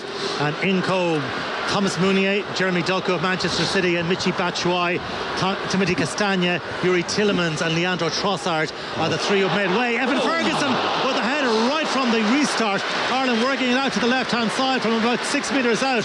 He was at full stretch trying to just divert the header on target just over the top. Terrific start to the second half. Brilliant tip-off. He could tip the ball off and found Smodic just in behind there in midfield. Played him in off the tip-off, gotten the half-turn, switched it out to left-hand side. Robbie Brady whips in a brilliant cross, and Evan Ferguson kicking himself there. He hasn't hit the target of that. He's got a header maybe 7-8 yards out and he heads it over the bar. Brilliant chance. Yeah, I think Evan was just stretching for the ever so slightly, hits him on the top of the forehead. If he meets that flush, there's every chance he'll end up in the back of the net. Here come Belgium at the other end, but the cross is cut out by Collins, and the follow-up attempt is well off target from Aster Varans of Wolfsburg. He never got a hold of it. It was a decent opportunity as the ball presented itself to him. So both sides with early sightings in the second half. But that header from Evan Ferguson just over the top, having missed a penalty. Well, the penalty was saved, but he rather scuffed the penalty in the first half, and Matt Sells just did enough to claw the ball to safety. But a bright start to the second half. Belgium making those 3 changes, just to confirm them once again. Thomas Meunier, who is a very talented player, of course, was at Paris Saint-Germain, won 3 Ligue 1 titles with that Paris Saint-Germain. So he's on for the second half, playing his football with Trabzonspor in Turkey these days. Jeremy Doku of Manchester City also in, and so too Michy Batshuayi, and Castagne, Tillemans and Trossard are the 3 players who've headed for the exits for Belgium. Here's Doku trying to take on Seamus Coleman. Well, the Everton man is wise to that, but he goes over, and Doku has possession, driving inside the area under pressure from Chidozie Ogbene. Just checks his run and rolls it back to Deman. Deman back to Jeremy Doku. Doku, who cost around about 65 million when signed by Manchester City. A big player, of course, for Manchester City, having arrived from Stade Rennais in France, back with Wout Faes, who's looked pretty impressive in the centre of defence for Belgium this evening, off to Coney de Winter. And now Meunier, who's assumed the captaincy following the departure of Yuri Tillemans, so he's got the captain's armband for the second half. Deman on Belgium's left-hand side, just inside his own half, sends a square to Wout Faes. That breeze remains a constant here at the Aviva Stadium. Coney de Winter on halfway. Ireland certainly have had their chances in the match, notably Evan Ferguson, the penalty in the first period, and that header right at the start of the second, as Michy Batshuayi, the hero, of course, for Chelsea winning the Premier League a few years ago, got the all-important goal at West Bromwich Albion to wrap up the title, as Belgium probe once again. Deman looks up, plays it out to Jeremy Doku on this near side, and Doku strokes it all the way back to Wout Faes inside the centre circle. And Wout Faes goes short to Varans. Doku available on Belgium's left-hand side. Deman instead, though, picks out Wout Faes inside the centre circle, slides it forward. Michy Batshuayi getting involved once again, and now it's Varans on the turn. A bit of space in front of Varans. He rolls the ball out to the right-hand side to Meunier. Meunier, who brings so much experience to this Belgium team. Ireland having to defend once again. In the end, the referee had spotted an infringement for the challenge, and that will be a free kick for the challenge on Bakayoko, just outside the Irish penalty area, right-hand side. A lovely play by Bakayoko. As Robbie Brady and Dara O'Shea for company, just flicks it in between the two of them and pours through the space. It is a foul. It's a decent position now for Belgium to put a ball in. Some big boys in that box. So 4 minutes played in the second half, and an opportunity for Belgium with Bakayoko to swing in the free kick. He hangs it up. Caoimhín Kelleher fists it clear, but not convincingly clear, and the ball ricochets around inside the Irish penalty area. Eventually it's cleared downfield. Thomas Mounier is there, and now it's Vermeeren, who is guilty of handball, giving away that penalty in the first half. Here's Jeremy Doku, and Doku faced once again by Seamus Coleman. Varans in a central position. Openda with the layoff, looking for Michi Batshuayi. Cullen defending stoutly for Ireland. And Belgium beginning to really take a grip on the contest in the second half. Early stages, of course, but they certainly started the second period with real intent. Wout Faes inside the centre circle, lifting the ball over the top, looking for the run of Bakayoko, and the knockdown now for Openda, and Caoimhín Kelleher makes a save, but again it's not thoroughly convincing, Pat. No, he hasn't been convincing all night, Caoimhín Kelleher. We sung his praises to start the game, but even that one earlier on, I think he can catch that ball, he punches it, and it kills the little bit of momentum that Belgium have. He punches it out, they keep possession, that one comes back in, and the shot is poor enough, and he drops it. He dropped one just before half time as well, didn't get his two hands around it, so it's been a little bit shaky. But he sends it long, looking for the run of Evan Ferguson, but it's gathered by Matt Sells at the other end. Sells, who, as we mentioned, is with Nottingham Forest. He also spent a couple of years at Newcastle. Here's Varans, cut out by Will Smallbone, but it breaks in favour of Belgium. Picked up by Deman and sent forward to Varans by Wout Faes. Now Deman once again with Jeremy Doku hugging this left-hand touchline, and Deman makes space away from Ogbene, sends it forward, looking for Michi Batshuayi, and it's tidied up by Dara O'Shea to Caoimhín Kelleher just outside his penalty area, and he sends it long, but only as far as De Winter. Josh Cullen gets away from Vermeeren and sends it back to Dara O'Shea. Smallbone back to Dara O'Shea. Neat triangular passes from the Republic of Ireland. Now it's Robbie Brady with a bending ball, left-footed down the line, inviting the run of Evan Ferguson, but Matt Sells gets there first for Belgium. Yeah, I'm just looking at Seamus Coleman up against Jeremy Doku. That looks like it's going to be a good battle running into the second half. If you had a word with him just coming out at the start of the second half, telling him don't worry, Leandro Trossard's coming off. And then Jeremy Doku of Manchester City steps on. And he's had a good first season at Manchester City, albeit not very prolific in terms of goal scoring. 2 Premier League goals, the first of which came against West Ham last autumn. There's Connie De Winter striding forward for the visiting side once again, who appeared to have asserted dominance in the game in the second half. Here's Deman, about 15 metres inside the Irish half, just checks away from Ogbene and rolls a short pass into the path of Wout Faes. Faes in a central position, 25 metres inside the Irish half, gets the return of Vermeeren. Wout Faes out to Jeremy Doku on Ireland's right hand side, Belgium's left, and Doku now to run at Seamus Coleman, trying to just knit the ball through to Openda. They're all very congested, and now Ogbene to stride forward for Ireland up towards halfway inside Belgian territory. Has to hold it up. He's just lacking support at the moment, so he'll have to go it alone. But good work by Ogbene towards the corner flag, and it looks like he was fouled by Varans, and he was. That's the view of the match officials, and it's a free kick. But really great work by Chidozie Ogbene, because he appeared to be heading into a cul-de-sac, but he got a free. Yeah, that's excellent from Chidozie. We've seen it so many times for Luton. When he plays that right wing-back position, he picks the ball up deep in his own half, just keeps driving and driving. None of the Belgian players fancy getting into his face. They know he has all sorts of pace to get in behind. Really clever wing play, because he has a look into the 18-yard box, realises there's not an awful lot of targets in there, slows it down, wins the free kick. Now a decent position. We've looked dangerous from set pieces so far. So the free kick about a metre inside the touchline, about 15 metres from the corner flag, so it'll be swung in here by Robbie Brady, you would fancy. Will Smallbone is there as well. The breeze with Ireland in the second half. In the 54th minute, 2 in the wall for Belgium. And here comes the delivery, Robbie Brady, and then he just checks back. Smallbone will leave it for Robbie Brady, who holds the right arm aloft now, and Brady runs up, bends it in left-footed, and too much on it, was bending towards goal, but not dipping, and Matt Sells was scampering back just in case, but it sails harmlessly over the bar in the end. Yeah, it's a difficult one for Robbie Brady. He's in a good position because he's maybe 10 yards from the byline, but he's with that wind, the wind is real, breeze or wind strong really, and it blew it over the bar. He just got too much on him. Maybe he was one that to drive in rather than trying to bend in top of the goalkeeper. The wind would have taken it in either way.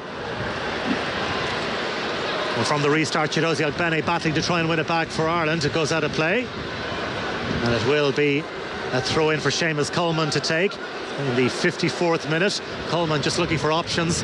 Evan Ferguson goes short, but instead it's down the line for Ogbene. Ogbene being hustled and harried here by Wout Fast. A man does really well to dink the ball into the path of Wout Fast, who sends it forward, but only as far as Seamus Coleman. De Winter with a defensive header away, ball bobbing around. Smallbone cushions it back to Seamus Coleman, and now Omabamidele will send it all the way back to Caoimhín Keller, away outside his penalty area. And Omabamidele rolls it short to Josh Cullen, and Cullen sending it on now for Seamus Coleman. Coleman looking for options to make themselves available. Ogbene, who's so impressive in terms of his work rate. Every match he plays, he really gives 100%. Involved once again, and now it's Robbie Brady down Ireland's left-hand side looking a real threat, and he digs the ball towards the back post. Ogbene was arriving, and he just couldn't make any contact on the ball, and it goes behind for a Belgian goal kick. But a good surging run there from Robbie Brady, providing the opening for Ireland. It was really good play, because we started off on this right-hand side and built the play up and switched the play in the midfield and out to that left-hand side. I thought Benny has got to go with his right foot there. He's trying to play it, ball's coming across, drifting over to the back post, and he's trying to play his left foot on it with the outside of his left foot. Attack that with your right foot. You're coming in onto your right foot, just get something on and knock it back across the goal. Good play at Moran. We started the second half quite well. And Ireland powering forward once again. It's Robbie Brady to deliver the cross, and De Winter with the header behind. And you can hear what the crowd think of that. They're really getting behind the Irish team early stages of the second half, and certainly Robbie Brady offering a real attacking outlet down that left-hand side, Keith. Yeah, he was brilliant. The force ball in was excellent, because the right back for Belgium doesn't want to come out to Robbie Brady, so he doesn't try and beat him, just puts a decent ball into the box. Second time does it again, 2 or 3 yards in between them, just uses the space and just whips it in behind them. All sorts of quality with that left foot delivery of Robbie Brady. 11 minutes gone in the second half. Will Smallbone with that really strong breeze behind him to take this corner kick for Ireland. Ireland's left-hand side again. The referee, Rohit Sagi from Norway, has some matters to deal with inside the 6-yard box involving Chidozie Ogbene and Vermeeren. So now the corner will arrive. Smallbone to swing it in with the right boot. It's flat towards the near post. It's flicked on, and it drifts behind. Goal kick is the end result. Yeah, I think it just came off the top of Evan Ferguson's head, but Keith is right in that one. Robbie Brady knows what he has. He knows he's not going to run away from defenders, but if they're not going to come out and close him down, he just opens up his body and he puts in a brilliant delivery into the box.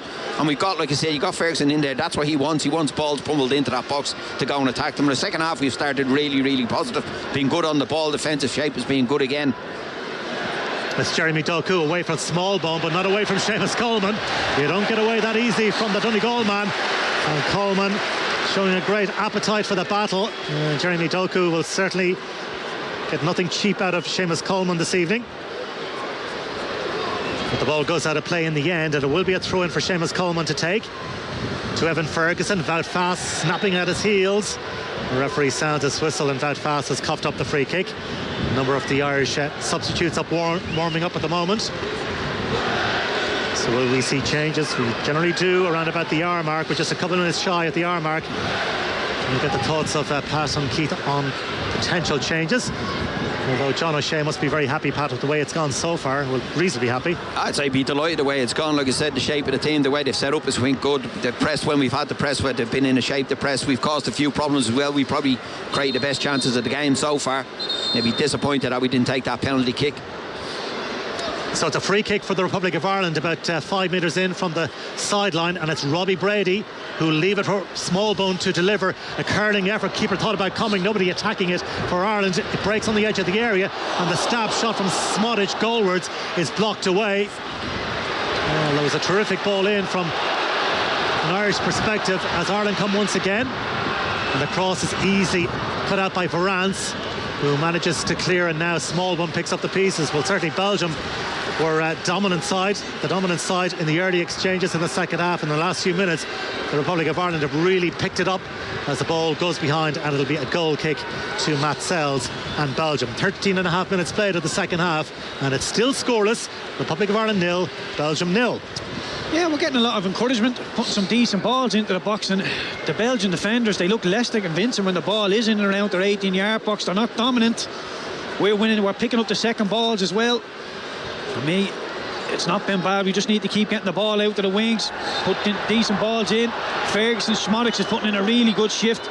Just wondering whether or not we might see Mikey Johnson soon enough. So Belgium get themselves a free kick just on halfway, and it's taken by De Man all the way back to Wout Faes, and now De Winter with Thomas Meunier available on his right hand side. And De Winter unchallenged rolls it short to Bakayoko, and now De Man off to Coney De Winter. Openda is a real handful to deal with for the Republic of Ireland defensively. Nathan Collins keeping a close eye on him as De Man slides it forward. Varane sends it back to Coney De Winter. De Man involved, and now Wout Faes, and now sent on by Varane. Here's Jeremy Doku, and Doku once again faced up to by Seamus Coleman. Varane sliding it through, looking for the run of Doku, but superbly cut out. Well read by Seamus Coleman, and now Ogbene trying to carry it forward for the Republic of Ireland, but De Man takes control and sees it back to his goalkeeper Sells, way outside his penalty area. And Sells, all in yellow, just leaves the ball now for Wout Faes, and Wout Faes heads up towards the halfway line, off to Jeremy Doku, Belgium's left hand side, and again it's a battle between Coleman and Doku, who slips the ball through for Michy Batshuayi, and Doku just beaten to the punch there, and the ball is cleared away just on the hour mark at the Aviva Stadium. Republic of Ireland 0, Belgium 0. He's a handful. Okay, he's a couple of tricks obviously, but he wants to run Seamus Coleman, but Seamus Coleman was very clever. Send him into Omar Bamadeli coming across to that side of the pitch, Cullen as well, so send him inside, not letting him down on the outside where he's coming into heavy bodies. Varane off to De Man as Belgium start to build it up once again. Belgium unbeaten in their last 11 games. In fact, their last defeat was at the World Cup finals in Qatar when they were turned over by Morocco by a couple of goals to nil. As we mentioned earlier, this manager, Domenico Tedesco, unbeaten since taking charge. He succeeded Roberto Martinez in the hot seat. But a young manager, just 38 years of age, but he managed the likes of RB Leipzig, led them all the way to the semi-finals of the Europa League. Also managed Schalke in the Bundesliga, led them to a second in the Bundesliga. Here's Meunier carrying it forward. Bakayoko, and Robbie Brady, who's had a fine game, sends it back now to Darragh O'Shea.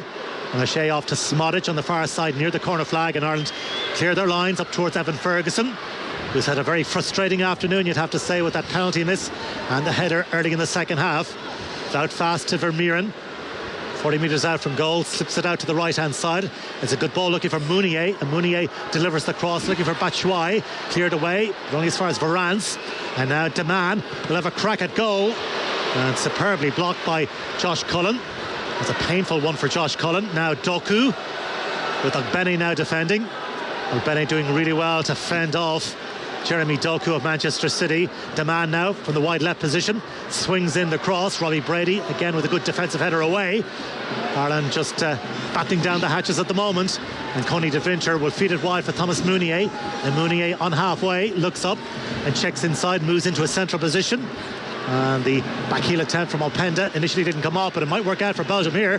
Openda up towards the edge of the area, well defended by Omar Bamadeli, and now it's with Chidozie Ogbene, just turned away from trouble and feeds it wide now for Robbie Brady, and Brady faced by Vermeuren has support from Smallbone, and Smallbone will thread it down the line.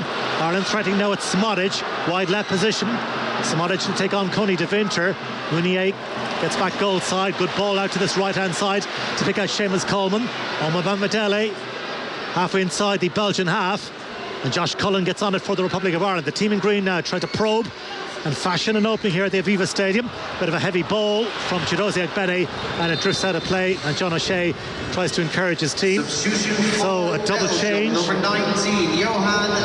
Bakayoko is going off. So Bakayoko is going off, and Amadou Onana, it would appear, is coming on. And also been introduced is Dodi Luca Bacchio. Dodi De Winter is the other player going off. So the Belgian boss, Domenico Tedesco, making changes. That's the 5th substitution made by him. And John O'Shea yet to blink in that regard. No, don't see too much movement on the bench. The coaching staff having the app all right, but we'd be happy the way it's going at the moment. We've just had a little spell there, 2 or 3 minutes, where Belgium popped the ball around us, but when we won it back, it was good to see us be clever, keep possession of the ball, don't just lump it forward at that time. Could we build ourselves up to get out? And we did. We've got higher up the pitch now, but they've upped the tempo a little bit, I feel. You know, and this is a stage of the game where the game does start to open up, because he's worked so hard to stay with them and keep gaps nice and compact. We just got to make sure we keep our concentration levels. Well, here goes Nathan Collins with a good surging run inside the Belgian half, but it all breaks down and Belgium have possession with Varane, and he sends it all the way back to his goalkeeper. And Matt Sells takes a touch or two before rolling it short to the new man in, Everton's Amadou Onana, who has picked up the position that was occupied in the first half for so much of the second half by Connie de Winter. Onana up towards halfway, and now Wout Faes, who slides it forward, but that's well read and cut out by Josh Cullen. Now the Republic of Ireland have possession with Chidozie Ogbene driving forward here. Evan Ferguson in support, he checks back and picks out Josh Cullen, and Cullen out to Ireland's right hand side for Seamus Coleman, and Coleman clips it forward, but it's rather aimless. He's trying to pick out Chidozie Ogbene, but it always favours the man, and there's a bit of a clash there between Josh Cullen and Seamus Coleman in the 65th minute, and it's still scoreless. Ireland 0, Belgium 0. Interesting, Onana of Everton. I would recognise him as more of a centre midfielder, maybe a defensive midfielder. Has gone in as a centre back. He's a big, strong boy. He's quick. He's good in the air. He can pick a pass. Or is he a centre half? Can we try and get the ball a bit more to Evan Ferguson and see what Onana's credentials are like as a centre half? Well, interesting. They didn't opt for Jan Vertonghen, who's on the bench for Belgium this evening. 36 years of age, 153 caps for his country. But, well, he may get game time against England on Tuesday. Here's Darragh O'Shea for the Republic of Ireland, sending it forward now to Seamus Coleman. Coleman away from Jeremy Doku. And Doku gives up the chase, helped on by Josh Cullen. Out to Robbie Brady, Ireland's left-hand side. Brady just inside his own half. Sending it back, and now Nathan Collins with a sweeping ball forward, looking for Chidozie Ogbene. Great control by Ogbene. Evan Ferguson waiting inside the area. Ogbene inside the area, tees it up now. Small ball on the turn, tees it up for Smodic, blocked away by Onana. And Sammy Smodic, his second opportunity of the match, never quite got a hold of it, and it was blocked away superbly by Onana. Ireland still building. Small ball involved once again. Here's Smodic just outside the area, wide left position, delivers across towards the back post. Coleman is coming in, but it's seen behind, and it'll be an Ireland corner kick. Yeah, it's good play again. Ogbene across the three of them could have shot. Ogbene could have got a shot away, didn't he? Roll into small bone. He could have got a shot away. He shifted it to Smodic, but he never really got hold of it. In a really good position. His eyes would have lit up right in front of the goal, expecting him to hit the target. But good play again from Ireland. Brilliant from Ogbene. He just goes at the man, leaves him for dead, shifts it to small bone. He can't quite get the shot off the Smodic. The Belgians do enough, but that's good, intelligent play in around the 18-yard box from Ireland. Here comes a corner kick to be taken by Will Smallbone. Holds the left arm aloft this time. That's the signal. And the Southampton man delivers towards the near post, and in the end it goes behind. Darragh O'Shea trying to get something on it. Ogbene initially, and Darragh O'Shea with a rather well, it was in the end a scuffed attempt, and it goes behind for a Belgian goal kick. So halfway through the second half, and still we awaited the breakthrough at the Aviva Stadium, but it's been a pretty lively contest, you'd have to say, and Ireland has certainly had the better of the chances in the match so far, as Onana sends it forward to Luka Bakayoko, and Smodic is there to pick it up. Now Robbie Brady, and Brady sending it back to Darragh O'Shea, and O'Shea all the way back to Caoimhín Kelleher, and Kelleher inside his area, off to the left hand side to Darragh O'Shea. And O'Shea has scored one goal so far this season for Burnley. It was a bullet of a header against Liverpool at Anfield a couple of months back. Varane's losing out to Josh Cullen. Now can he get Ireland on the front foot? Ogbene inside the centre circle, away from Vermeeren. Manages to ride the challenge. And now Smodic floats it out to Ireland's right-hand side. And it looked like Seamus Coleman had the ball under control, and it just ran away from him. Yeah, it just takes his eye off the ball, Seamus. It's unlucky. I'm just looking down below me. Paddy McCarthy's having a word with Mikey Johnson. Jason Knight as well. Look like he'll be coming in pretty soon. So a couple of changes on the way for the Republic of Ireland here at the Aviva Stadium. And as it stands, it's goalless. Live coverage of Ireland against Belgium on Saturday Sport were extended this evening until 7:30. So plenty of reaction on the way to the various events of the day, which of course includes that impressive win for Kilkenny over Limerick, 317 to 115 in the Allianz Hurling League semi-final at Páirc Uí Chaoimh. As the Cork man, Caoimhín Kelleher, clears, of course, defeat for the women's team in the Six Nations, 38-17 in Le Mans. A little earlier this afternoon, Ulster beaten by the Sharks in the URC. The subs will be interesting here as well, because you're looking at the moment, you're probably looking at Smodix, maybe not Ben. Does he freshen them two up there, just playing sort of in that inside left inside right position with Mikey Johnston and Knight? Both of them will want to get forward and run. Johnson more of a winger, so but can come in and play narrow as well. The way they've set up the team, our wide players have played in off the line more so than in really wide areas. So I'm just wondering, will he freshen that up, get a little bit more legs up to Evan Ferguson, and Adam Ida looks like he's coming on. So it might be the front three completely coming out, I would think. Yeah, Adam Ida, Mikey Johnston coming on, and so too is Jason Knight. Substitution for Republic of So Ireland. off goes Chidozie Ogbene. Evan Ferguson is also making way. So Jason Knight back in harness. And number 9, Evan Ferguson. Confirmation, Evan Ferguson Number 10, heads off. So it's Ida for Ferguson.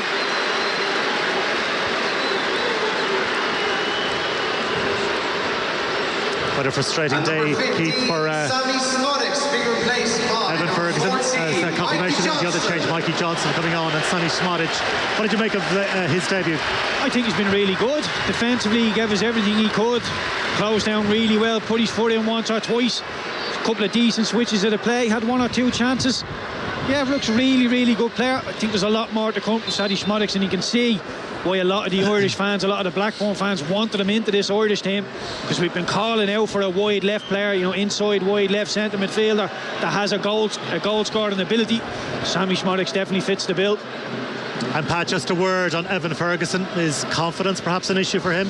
Yeah, listen, he's going through that spell that all forwards go through, and he's so young, and the expectation being on him, he just was a revelation when he came in, and it's difficult for young players, and this is the real test for Evan. This is how you become a top player, which he will do, because he's got real ability and a really good goal scorer. But it's a hard time at the moment. You got to work hard to get through. The only way to get through that is get your head down, work hard, and he's a very level-headed kid as well, and he'll do that. So, and again, you look at Adamida's come on, he's got that long move, he's got himself going a little bit now at Celtic as well, scored a few goals, so good for him as well. And even changes we've made, Mikey Johnson's gone the opposite way, gone away from Celtic to West Bromwich Albion. He's been a revelation there, scoring some great goals. I don't know what it was at Celtic, we never really was able to get playing or get into the team. Big club to play for, maybe getting away from doing no harm, to be fair, but he's been brilliant when he went to West Bromwich Albion. But when he's played for us, he's been excellent. He's given us something different on that left hand side as well. I think the only question mark with Mikey Johnson is going back the other way. Going forward, he's brilliant. He can leave people for dead. He can give you a ball into the box. He can score goals. But does he just switch off the other way? Does he forget about his defensive duties? Yeah, it's probably the only thing with him is he doesn't have to do a lot of that at Celtic. They're always mostly on the front foot. Obviously, go into Europe, it's a little bit different, or in the games against the bigger clubs in Scotland. But when he's played for us, he's been really good in that front foot, hasn't he? He's caused problems. I think in this system where you've got someone in behind him, you've got a back five as such at times, it might suit him a little bit better. But they're good subs to bring on, bit of pace coming on as well. And Knight as well is a really good player who's probably more suited to that inside position rather than out and out wide player. Yeah, well, Mikey Johnson certainly has thrived since moving from Celtic to West Bromwich Albion. 6 goals in 10 since making the move to the Championship. Here's Amadou Onana of Everton.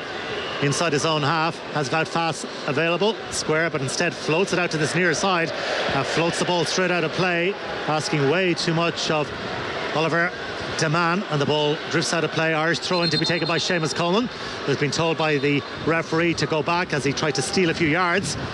So set piece or a throw-in for the Republic of Ireland. In the 73rd minute, Seamus Coleman with Adam Ida further forward. Talking about players who are thriving at the moment, certainly Adam Ida is a case in point as well. 5 goals in 7 for Celtic, having made the move to Celtic Park. So his confidence is up at the moment. So he'll fancy perhaps something if it falls his way this evening. Ball worked back to Seamus Coleman by Jason Knight, and hooked forward by Seamus Coleman, but it goes behind, and Belgium have the restart. Just the other thing on the team, you look at the team, you're playing with three centre halves. You're saying, right, your full backs or your wing backs have to be aggressive and on the front foot. But our two wing backs have been really good tonight, but they're not the quickest, but they're very, very clever, and they use the ball. Seamus has had his hand full in both halves, Poku and Trossard in the first half. Robbie Brady on the left hand side has been really good, used the ball really well. So just interesting, we get into a back five fairly quickly at time, and even when we're attacking, we end up nearly with a 4. Whatever side we're attacking on, the opposite full back comes in and nearly makes it secure. So we're a little bit more defensively secure than I think we've been previously. Yeah, and I think Cullen and Smallbone, the distances between Cullen and Smallbone and Omabemidele and O'Connell's and O'Shea, they've been a lot less. They've been checking their shoulders. They're not just running to press the ball, they're checking their shoulders before they vacate that space, and you can see they're thinking about the press. You see Cullen now looking over his shoulder telling Dara O'Shea, you go. O'Shea said, no, you do it, I'm staying where I am. And you need the sort of communication on the pitch. It looks like we've gone up a level. Well, here goes Luka Bakayoko down Belgium's right hand side, blistering pace as he drives inside the area, and the pull back, and Cleveland Keller makes an excellent save. Thomas Mounier arriving inside the area, while Keller, his handling at times has been a little suspect, but no question marks about him there. Mounier arriving inside the area, and the driven shot goalwards, and Keller down to his right hand side, claw the ball behind for a corner kick. Great goalkeeping, and the corner has been taken short. Doku trying to create some room to get in across, and now Mounier square to Vermeeren, takes a touch or two, and the last touch may have come off Will Smallbone, and it has. It'll be a corner kick to Belgium. Yeah, good by Smallbone there. You can see he's set. As soon as Belgium look like they're going to get the strike off, he comes out of shape and gets a good block on it. Yeah, just watching the save again, it's a brilliant save from Keller, because he's going the opposite way, stretches a hand right out and gets a real good fingertip and turns around the bar. You'd be disappointed. Belgium's a brilliant break down the right hand side, brilliant pull back as well, and he should really score, but it's a great save from Keller. So another corner kick for Belgium with less than 15 minutes to go. John O'Shea and Glenn Whelan deep in conversation at the moment. Belgium trying to sort out their defensive setup. Adam Ida and Wout Faes with a bit of coming together. Ida just protesting his innocence to the referee. So the corner kick on Belgium's right hand side to be taken by Dodi Lukabakio, who showed terrific turn of pace there to carve out that opportunity a few moments ago for Mounier. Ball is cleared away to the edge of the area to Doku. Doku works it on to his right, still there for Doku, and Doku with the driven shot high over the top and into the Havelock square end of the ground. He's so sharp, isn't he? He's one-on-one with Seamus Coleman. He shifts the ball about 15 yards inside the pitch, and he just flies after. He looked like he was never going to get there. He's always leaning back with the strike, but he's electric over 4 or 5 yards, Doku. Yeah, just got to be careful as well, because his movement is very good and he shapes different ways, and if you're a young full-back he could dive into that little shape, but Seamus has been good at him. He sent him into areas where he knows he's got a bit of support rather than let him isolate him a little bit. So I think the two wing-backs have been really, really good in the game, both Coleman and Brady. And you may have caught it there, the official attendance, 38,128 at the Aviva Stadium, as Belgium have possession with their goalkeeper Matt Sells, and he goes short to Wout Faes. Faes to the Everton man Onana in a rather static position off to Wout Faes, who rolled it out to this near side to Deman, faced by Jason Knight.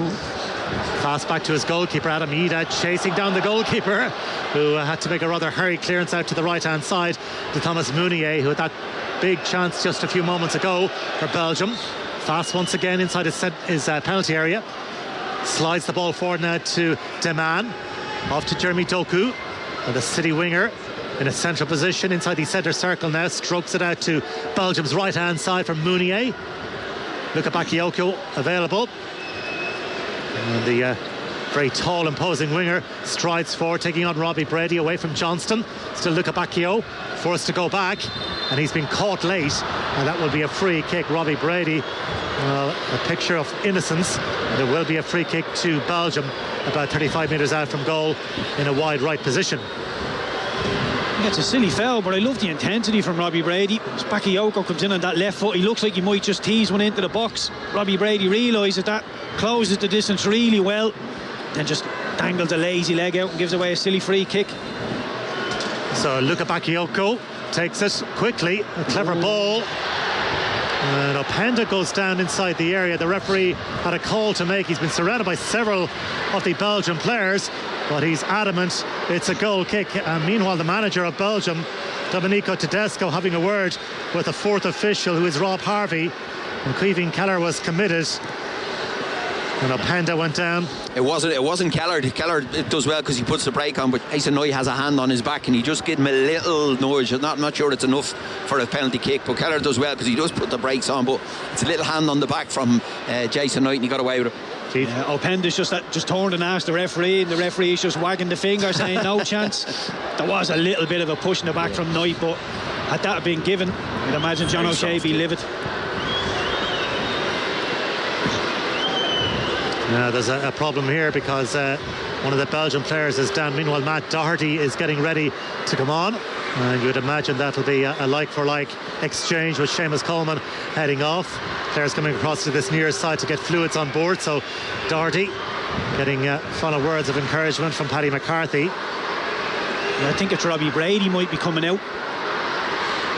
With a really good 80 minutes or so at left back up against some very good wingers. Okay. And some of the Belgian players also coming across to get some instructions from their manager. Just over 10 minutes to go. And Ireland about to make another change, and Matt Doherty ready to be introduced late on here. Substitution for Republic of Ireland, number 11, Robbie Brady, being replaced by number 7. So off goes Robbie Brady, and Matt Doherty introduced. And it looks like Seamus Coleman may well see out the full 90 plus minutes, but both Seamus Coleman and indeed, to be fair, Brady's been superb as well. They've been very good. Both wing backs been really, really good. Defence has been very, very solid. Seamus, we haven't seen too much of Seamus going forward, which you didn't expect because his hands has been full all evening. But on the other side, Robbie Brady, when he has got into that position, he hasn't been clever. He's just put the ball into good areas with that lovely left foot he has. Matt Doherty's gone in. We've seen him playing left wing back previously as well. So he should be comfortable on that side of the pitch. So play is resumed, and Sells rolls it short to Anana. Ireland and Belgium have met 8 times since 1980, and the team in green has won absolutely none of them. 5 draws and 3 Belgian wins, and it looks like we could be heading for another draw. Ireland's last victory, by the way, against Belgium back in 1966, a 3-2 win in Liège, with Noel Cantwell scoring twice and Johnny Fulham, the great Johnny Fulham, also on target. So Cantwell with a brace and Fulham with the goals back in the 60s. As Luca Bakayoko goes driving down that right-hand side. Plays with Sevilla these days, but he overruns the ball. Luca Bakayoko, who also had a stint at Watford, but well defended by Matt Doherty. Yeah, he looks dangerous, doesn't he, when he opens those big, long legs. Breaks into a stride. You see how quick he is, but Doherty does well, just shepherds him down the line. Heavy force touch, just runs out over the end line. So Caoimhín Kelleher with a restart. 8 minutes to go at the Aviva Stadium. And Belgium are going to make a change. Matt Sells, the goalkeeper, is going to be sacrificed, and Thomas Kaminski is going to come on for his international debut. So Kaminski in, and off goes Matt Sells, who, well, I know, Pat, that the penalty was rather scuffed, but credit the goalkeeper, got a hand to it to keep it out. Yeah, listen, you can't blame the goalkeeper, and I don't think it's a great strike from Evan Ferguson, but he's done okay tonight, the goalkeeper. It's not an easy one for a goalkeeper coming on 10 minutes ago, and it's a cold night. He's been sitting around, and it's a difficult one, so hopefully he might be able to catch him cold. Yeah, I think the Belgian manager's just trying to give him a little pat on the back. Doing really well at his club. Give him his first cap debut. So play resumes. Mikey Johnston off in chase. Mounier sweeps the ball to safety up towards halfway. Luc Bakio jousting for possession. Smallbone got something on it. Matt Doherty with the header into a central position, sent forward by Varane. Nathan Collins gets it under control and then just balloons the ball downfield. Onana has a situation to deal with, but deal with it he does. Back to his goalkeeper, the newly arrived Thomas Kaminski. I've liked that about the Irish team as well, Pat. See the bouncing ball there, there's small bones in the middle of the pitch, the ball bounces, it's a 50-50 ball. He doesn't try and take it down and find a nice pass, he just lifts it Hooks up it over on, the top. Really clear thinking, doesn't invite any pressure.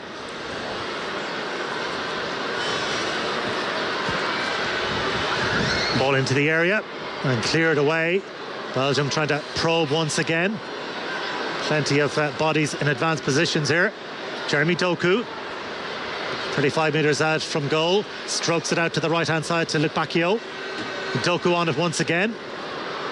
He really likes to drift around the field of play. Doku to Deman, and Doku in the wide left position. Now Seamus Coleman is there to put pressure on him, and Doku trying to shepherd and shield the ball away from Seamus Coleman. Back to Deman, and now Onana. Mounier out to his right hand side if he chooses that option. Vermeeren through the middle, so to Varane, but Wout Faes is the player he goes for. On by Deman to Doku. Again, it's that head-to-head between Coleman and Doku, with Jason Knight also making himself available. And Doku sends it back to Deman, and now Wout Faes just inside the Irish half. A short pass into the path of Onana, who sends it over the top looking for Batshuayi, and Michy Batshuayi tried to get the ball under control, got a touch to it, but it goes behind. I think that's very noticeable that we haven't seen Brady or Seamus Coleman get isolated 1v1 with a wide player, because they know they have real pace. They've either got a support from that midfielder or that wide player coming back on the inside. Omar Bamadelli particularly on this side coming across narrow, and Seamus Coleman obviously shaping up to send him in to know where he's got players. Being very, very clever play, and obviously something they've worked on, because they know that threat from the wide players that Belgium have. So Festi Ebosele is coming on. The little exchange made by John O'Shea, and off goes Will Smallbone. Yeah, looks like Jason Knight is going to go in more central next to Josh Cullen. Festi Ebosele will be on the right wing, giving us the Ogbeni role. So 5 minutes to go, and both managers have certainly made the changes in the second period. As Kevin Keller sends it long downfield looking for Adam Ida, but one in the air by Onana for Belgium. Mounier trying to win it back at the expense of Mikey Johnston. Varane sends it forward up towards halfway. Luc Bacchio loses out to Josh Cullen. Back with Nathan Collins, who just prods the ball forward looking for Adam Ida. Bit of a coming together between Onana and Adam Ida. Little break here now. Ida doing really well in its central position. Feeds it wide for Ebosele. Festi Ebosele trying to take on Deman, but Deman wins that particular duel. And Doku goes to ground under the challenge to Seamus Coleman as the ball squirts out of play, and it will be a throw into the Republic of Ireland. He's got the bit between his teeth, Shane, and he's relishing that battle, isn't he, with Doku? He's having a little pop on there for diving, going on the ground too easy, even having a pop at the referee, but he's been different class tonight, Seamus. He knows when he has to get tight, he knows when he has to drop off. Played it really well. Sends it down the line for Adam Ida, and Ida loses out. Varane's now to send it forward, inviting the run of Openda. And Cleven Keller a long way from his goal. Omar Bamadelli just helps it on his way into the Belgian half. Picked up by Onana. Vermeeren. Well, that's loose straight to Ebosele. 25 metres out from goal. Ebosele driving inside the area. So Ebosele, and his attempted cross-come shot is blocked away by Wout Faes. Yeah, just thought Ebosele could have done a little bit more. Wout Faes doesn't want to come over to him too much because he knows he'll just knock it and run past him. Very, very loose. Just looked a little bit short on ideas there. The Belgians recover well. Once he backs him up into the box, he's got to keep going, hasn't he? He's backed up, like you say. He doesn't want to come out and engage him. Keep going. Always looked like he wanted on his right foot, and he didn't look like the left foot was an option. So Coleman with the throw-in near the corner flag to Adam Ida. Ida doing his level best to keep the ball in play, and he's managed to draw the corner kick. Good work by Adam Ida. Corner at the expense of Oliver Deman. Tell you what a reward this would be if he put the ball in the back of the net from here. I honestly don't think the Belgians could give out about it too much. They've had the lion's share of the ball. I think we've looked more dangerous. Just over 2 minutes to go of the regulation 90. Corner kick for Ireland on the right hand side to be taken by Mikey Johnston, and the crowd in the south stand just trying to lift the team for one big effort. Corner towards the near post. Adam Ida just didn't quite get anything on it. Ebosele to send it back in, but he's gifted possession straight to Michy Batshuayi, and now it's Doku with Luc Bacchio go just tearing forward through the middle, so too is Openda, but Doku with a good strong surging run, and then a way too heavy of a pass out to the right hand side looking for Mounier, and it goes out of play on the far side. I'm actually glad he tried to pass that, because when he came inside there I thought he's going to hit this, he's in onto his right foot, I thought he's going to hit it, he's a strong wind behind him as well, but he tries to pick out a pass right on the far side of the pitch, overcooks it thankfully for us, out for a throw in. Yeah, made Oma Bemedele and O'Connell's Collins' job easy as he cuts inside. You're thinking as a centre half, please don't run at me, please don't run at me, and he didn't, he passed it. But Belgium have possession once again with their goalkeeper from Luton Town, Kaminski, and Kaminski rolls it short to Wout Faes, and Faes halfway inside his own half rolls it short to the Everton man once again. Onana playing in that defensive position. Now Faes out to the left hand side to Deman with Doku in support, but instead they recycle it through Faes. Onana inside the Irish half now. Ireland content just to drop off and defend.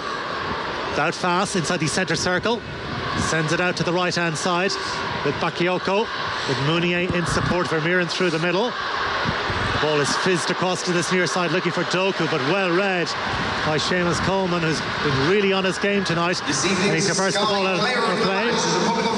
Number 6, Josh Cullen. Faes goes short as the player of the match is announced. We'll get the thoughts of Pat Fenlon and Pete Treacy very shortly, but it is Josh Cullen who has been given player of the match.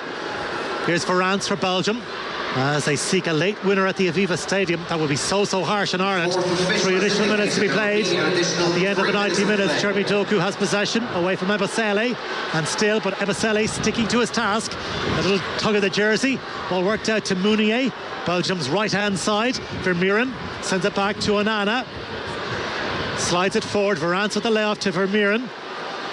Luc Bacchio with Mounier on his outside. Luc Bacchio checks inside and broken up by the Republic of Ireland by Jason Knight, and the free kick has been awarded to Ireland. So Josh Cullen, player of the match. Yeah, listen, I think Josh Cullen's done really well tonight. I've been critical of him previously because I think he vacated that area too easy on us at time and causes a problem. But his discipline tonight against a good side in that position with small bone as well. The two of them were really good in there, really solid, good shape, pressed when they needed to. Never really got dragged out into stupid areas. He was very good in the game. I thought, for me, Coleman was exceptional, I thought, but you couldn't argue with Josh Cullen here. He's had a fine evening. Yeah, I think Coleman was excellent. Brady was brilliant. Schmodix, I was impressed with him on his debut. Whole host of good individual performances, but as a team, Adrian, I think we were really good. The press was an awful lot better. We're not messing around with the ball in bad positions. We haven't given the Belgians anything. I know we've misplaced 1 or 2 passes, but it's been deep in their final third. So yeah, really good game plan, simple game plan, and it's effective, and we've had the better chances within the game. I know we haven't cut the Belgians open with nice neat passing, but throwing balls into the box, we've had a penalty. You know, Schmodix had a half decent chance, so we've looked more dangerous to the two teams from open play. Well, Belgium trying to fashion perhaps one last chance in the match. Varane's on Belgium's left hand side, Deman on the outside, but instead it's Doku through the middle, and Doku, Vermeeren made a darting run, still Doku trying to weave his way through, all very congested, and in the end it all breaks down for Belgium, and Seamus Coleman just drives the ball out of play on this near stand, or this near side into the west stand. And Doku sometimes flatters a little to deceive. It certainly offers a real threat on the flank for Belgium as the ball is sent forward looking for Openda. Ball breaks to Vermeeren, sent forward. Michi Batshuayi trying to get control of the ball, bobbing around. Openda trying to get onto it. Nathan Collins is there, and eventually it's driven away. Ida inside the centre circle. Mikey Johnston trying to win it back, but it's Vermeeren who has it for Belgium. Last few seconds. We're in the final of the 3 additional minutes decreed by the referee. Here's Mounier, wide right position to Luc Bacchio. Back to Mounier. As Belgium continue to press and probe. Back with Onana. Has Faes to his left-hand side, but instead picks out Varane's. Sent forward now, but cut out by Nathan Collins, happy just to defend his lines and clear the ball away to safety. And Nathan Collins just urging his teammates to get up towards halfway as the referee blows the full-time whistle. A very creditable performance from John O'Shea's Republic of Ireland. It ends all the Aviva. Big chance, of course, in the first half, the penalty. Evan Ferguson's attempt clawed away by Matt Sells. And Ireland had other opportunities, but in the end it has finished all square. Republic of Ireland 0, Belgium 0. Adrian, Eames, Pat and Keith are going to stay with us. Keith, all in, I'm not sure how many people came here tonight expecting the Republic of Ireland to get a draw against Belgium. A good night, great performance, very well organised performance. Yeah, really well organised, Damien. I thought they were outstanding. The two fullbacks, Robbie Brady and Seamus Coleman, really good in possession. Maybe Brady gave us a little bit more going forward, but as Pat said, Seamus had his hand full with the talented wingers he was up against on the night. So the distances with Cullen and Smallbone with the centre halves were really good. Evan Ferguson became a little bit isolated at times, but that's going to happen from time to time when you're up against a really good team like Belgium. They back you in, they really push it into your own half. But yeah, really happy. It's a 0-0 draw, and it doesn't flatter us. It does not flatter us. We weren't hanging on. Queevy and Kelleher made one good save within the game, and as I said, I thought we were the more dangerous team. Pat, when we look at the chances, Ogbene probably had two where if he had a little bit more composure, Evan, obviously the penalty saved, a couple of chances. It's one of those nights that we could walk away and say, geez, had we been a little bit more clinical, we'd be walking out of here with a victory tonight. Yeah, I don't think anybody would have complained if we had nicked the game, because like you say, we probably had the best chances in it, particularly with the penalty kick. You get penalty kick in a game at this level of football, you want to be sticking them away because you don't get loads of chances. But I think the performance would be very pleasing. It's like we said at the start, it's a bit of an unusual night. You know, the performance from the players, the shape of the team. There's a few interesting points in it. When you play with, like I said earlier on about the wing backs, you know, to pick Robbie Brady and Seamus, who are not going to give you loads going that way, but then to play with the two wide players inside narrow, they nearly have a box in there to get support up to Ferguson. It's clever in the right team. We're now going to have to defend well. We defended as a 5 for a lot of the game. Even when we were attacking down one side, we defended as a 4. So the shape of the team is really good. The only thing I'll say is we've been here before with friendlies, and the tempo of the game is so much different to when it comes to really matter. And again, we don't know who the manager is, so it's a little bit, I won't say false, it's a good performance. Team is set up really well. We created chances in the game and we look very solid, and we haven't looked solid defensively for a while, and we did tonight.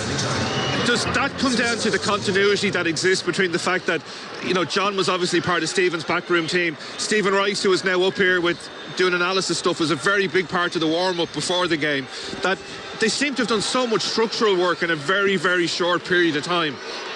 I'm just looking down there, the amount of staff that's down there, it's like they have everything covered at this stage. And he won't take offence by this. The man I have to pay the most credit to is, just before kick-off, there was a fella wiring Brian Kerr with a headphone and a microphone. And I'm saying to myself, that's so far away from anything that Brian would have been used to. But just on that issue of organisation, because like just by virtue of where my seat is, the line of 5, it was so disciplined, it was so well structured, and that's a team that happened this week had an awful lot of time together, but there's continuity of maybe what John might have worked with them on in defensive shape under the previous regime. Yeah, but I think what you're seeing tonight, we didn't see that tree spread as a tree. You know, it was never really a tree. It was either a 4 or a 5. They never got stretched out. And the other thing interesting, we never seen Nathan Collins step into the game and roam up the pitch, which we've seen him doing a lot under the last manager. And that's probably what Stephen wanted to do, to take the play in. But we didn't really see it do tonight. He played in the middle of that back three and he was solid. He headed, he kicked things. He played it nice and simple, but he never really got stretched at the back. And I think that obviously is the work that they've done with them, because we have been exposed in front of that tree and down the sides of that tree, and we weren't tonight. I don't want to be a buzz killer, but we do have to say we started the night as a Belgian B team. It got diluted somewhat as the game progressed, but in 20 years time, when we're looking back at this, the annals of history will say John O'Shea, first game against the 4th ranked team in the world, and he got a draw. Yeah, look, it's a draw. You can be a little bit disrespectful and say it's a, you know, the B side of the Belgian team because Lukaku, De Bruyne and Courtois are not here. But look, it's still a talented squad, and on paper they are an awful lot better than us. But I thought you were excellent, and I think you can see Glenn Whelan's input into this Irish team straight away. As a defensive midfielder himself, over 90 caps for Ireland, Cullen and Smallbone looked an awful lot more disciplined all of a sudden. They weren't just going roaming. They were trying to get us ticking, trying to get us playing. But any sort of 50-50 ball, they weren't messing about with it. They were not getting caught. And the distances behind them was an awful lot better. And I'm sure there's communication coming from the centre-halves. Paddy McCarthy will be demanding it, as will John. And every department looked a little bit better. Can I ask you a question I asked Pat in the press room downstairs? Do you believe that's the backroom staff for whoever the next manager is? I think so, yeah. I don't think he'd be going too far away from it. Personally, I hope Brian Kerr stays within the FAI. I think somebody of his knowledge and wealth of experience, and he knows every single player within Europe. You can throw anything at Brian and he doesn't have to swan off and Google it. He knows absolutely everything, and I'm very, very hopeful that he stays in the door. John O'Shea, Paddy McCarthy, two young up-and-coming coaches / managers, and obviously Glenn knows what he's doing in there as well. So it's an exciting one, but this is a friendly. We have the Swiss again on Tuesday, another friendly, and I just hope there's not, a new manager bouncing and all of a sudden it will level out and just go back to the old way. So I'm very happy with tonight, but not getting too carried away with it. Okay, listen, much more to come from Keith and from Pat. We've got a quick break to take. Back in a moment.